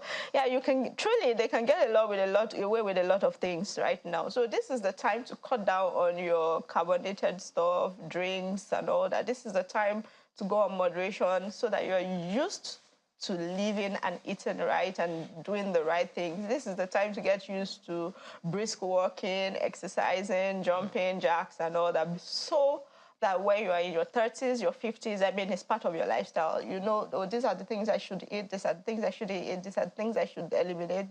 So you have it at the beginning. This is the best time, okay. You know. Just this one, I mean, you talked about the body healing overnight and developing something. How about a situation where the body actually is unable to heal? I hear what they call, is it vascular ulcer or something like that? How about that kind of situation? What happens? So like I said at the beginning of the program, the body can self-repair and self-heal, depending only on the amount of stress that it has encountered. So depending on the amount of stress, caused by the amount of deficiency, by the amount of deficiency. So it's been deficient all this while. Now you have a big ulcer or a big leg ulcer, which is a leg injury, and there's nothing to heal. A good example was during COVID. It was said that people with existing preconditions, yes, did poorly with it. It's simple. Okay. The existing immunity which you had, or which the person had at that time, maybe a diabetic, was to deal with the diabetic sores and the diabetic injuries and the kidney problems and the nephropathies and all the eye problems and all the high blood pressure that came with diabetes. You now added an extra aggressive coronavirus on it. Okay. There's no backup to defend. Sounds like you're saying, look, to self-heal, you have to start early. You're a lifestyle and wellness expert. Thank you so much for your time this morning. Truly appreciate it. Well, that's Sunrise this morning and this week. It has been quite a week, and we all want a better country, and you most certainly have your own role to play in it. Amaya Makine, have a wonderful, wonderful rest of your weekend. Bye for now. Oh, I understand. Okay. Well, anyway, see you again.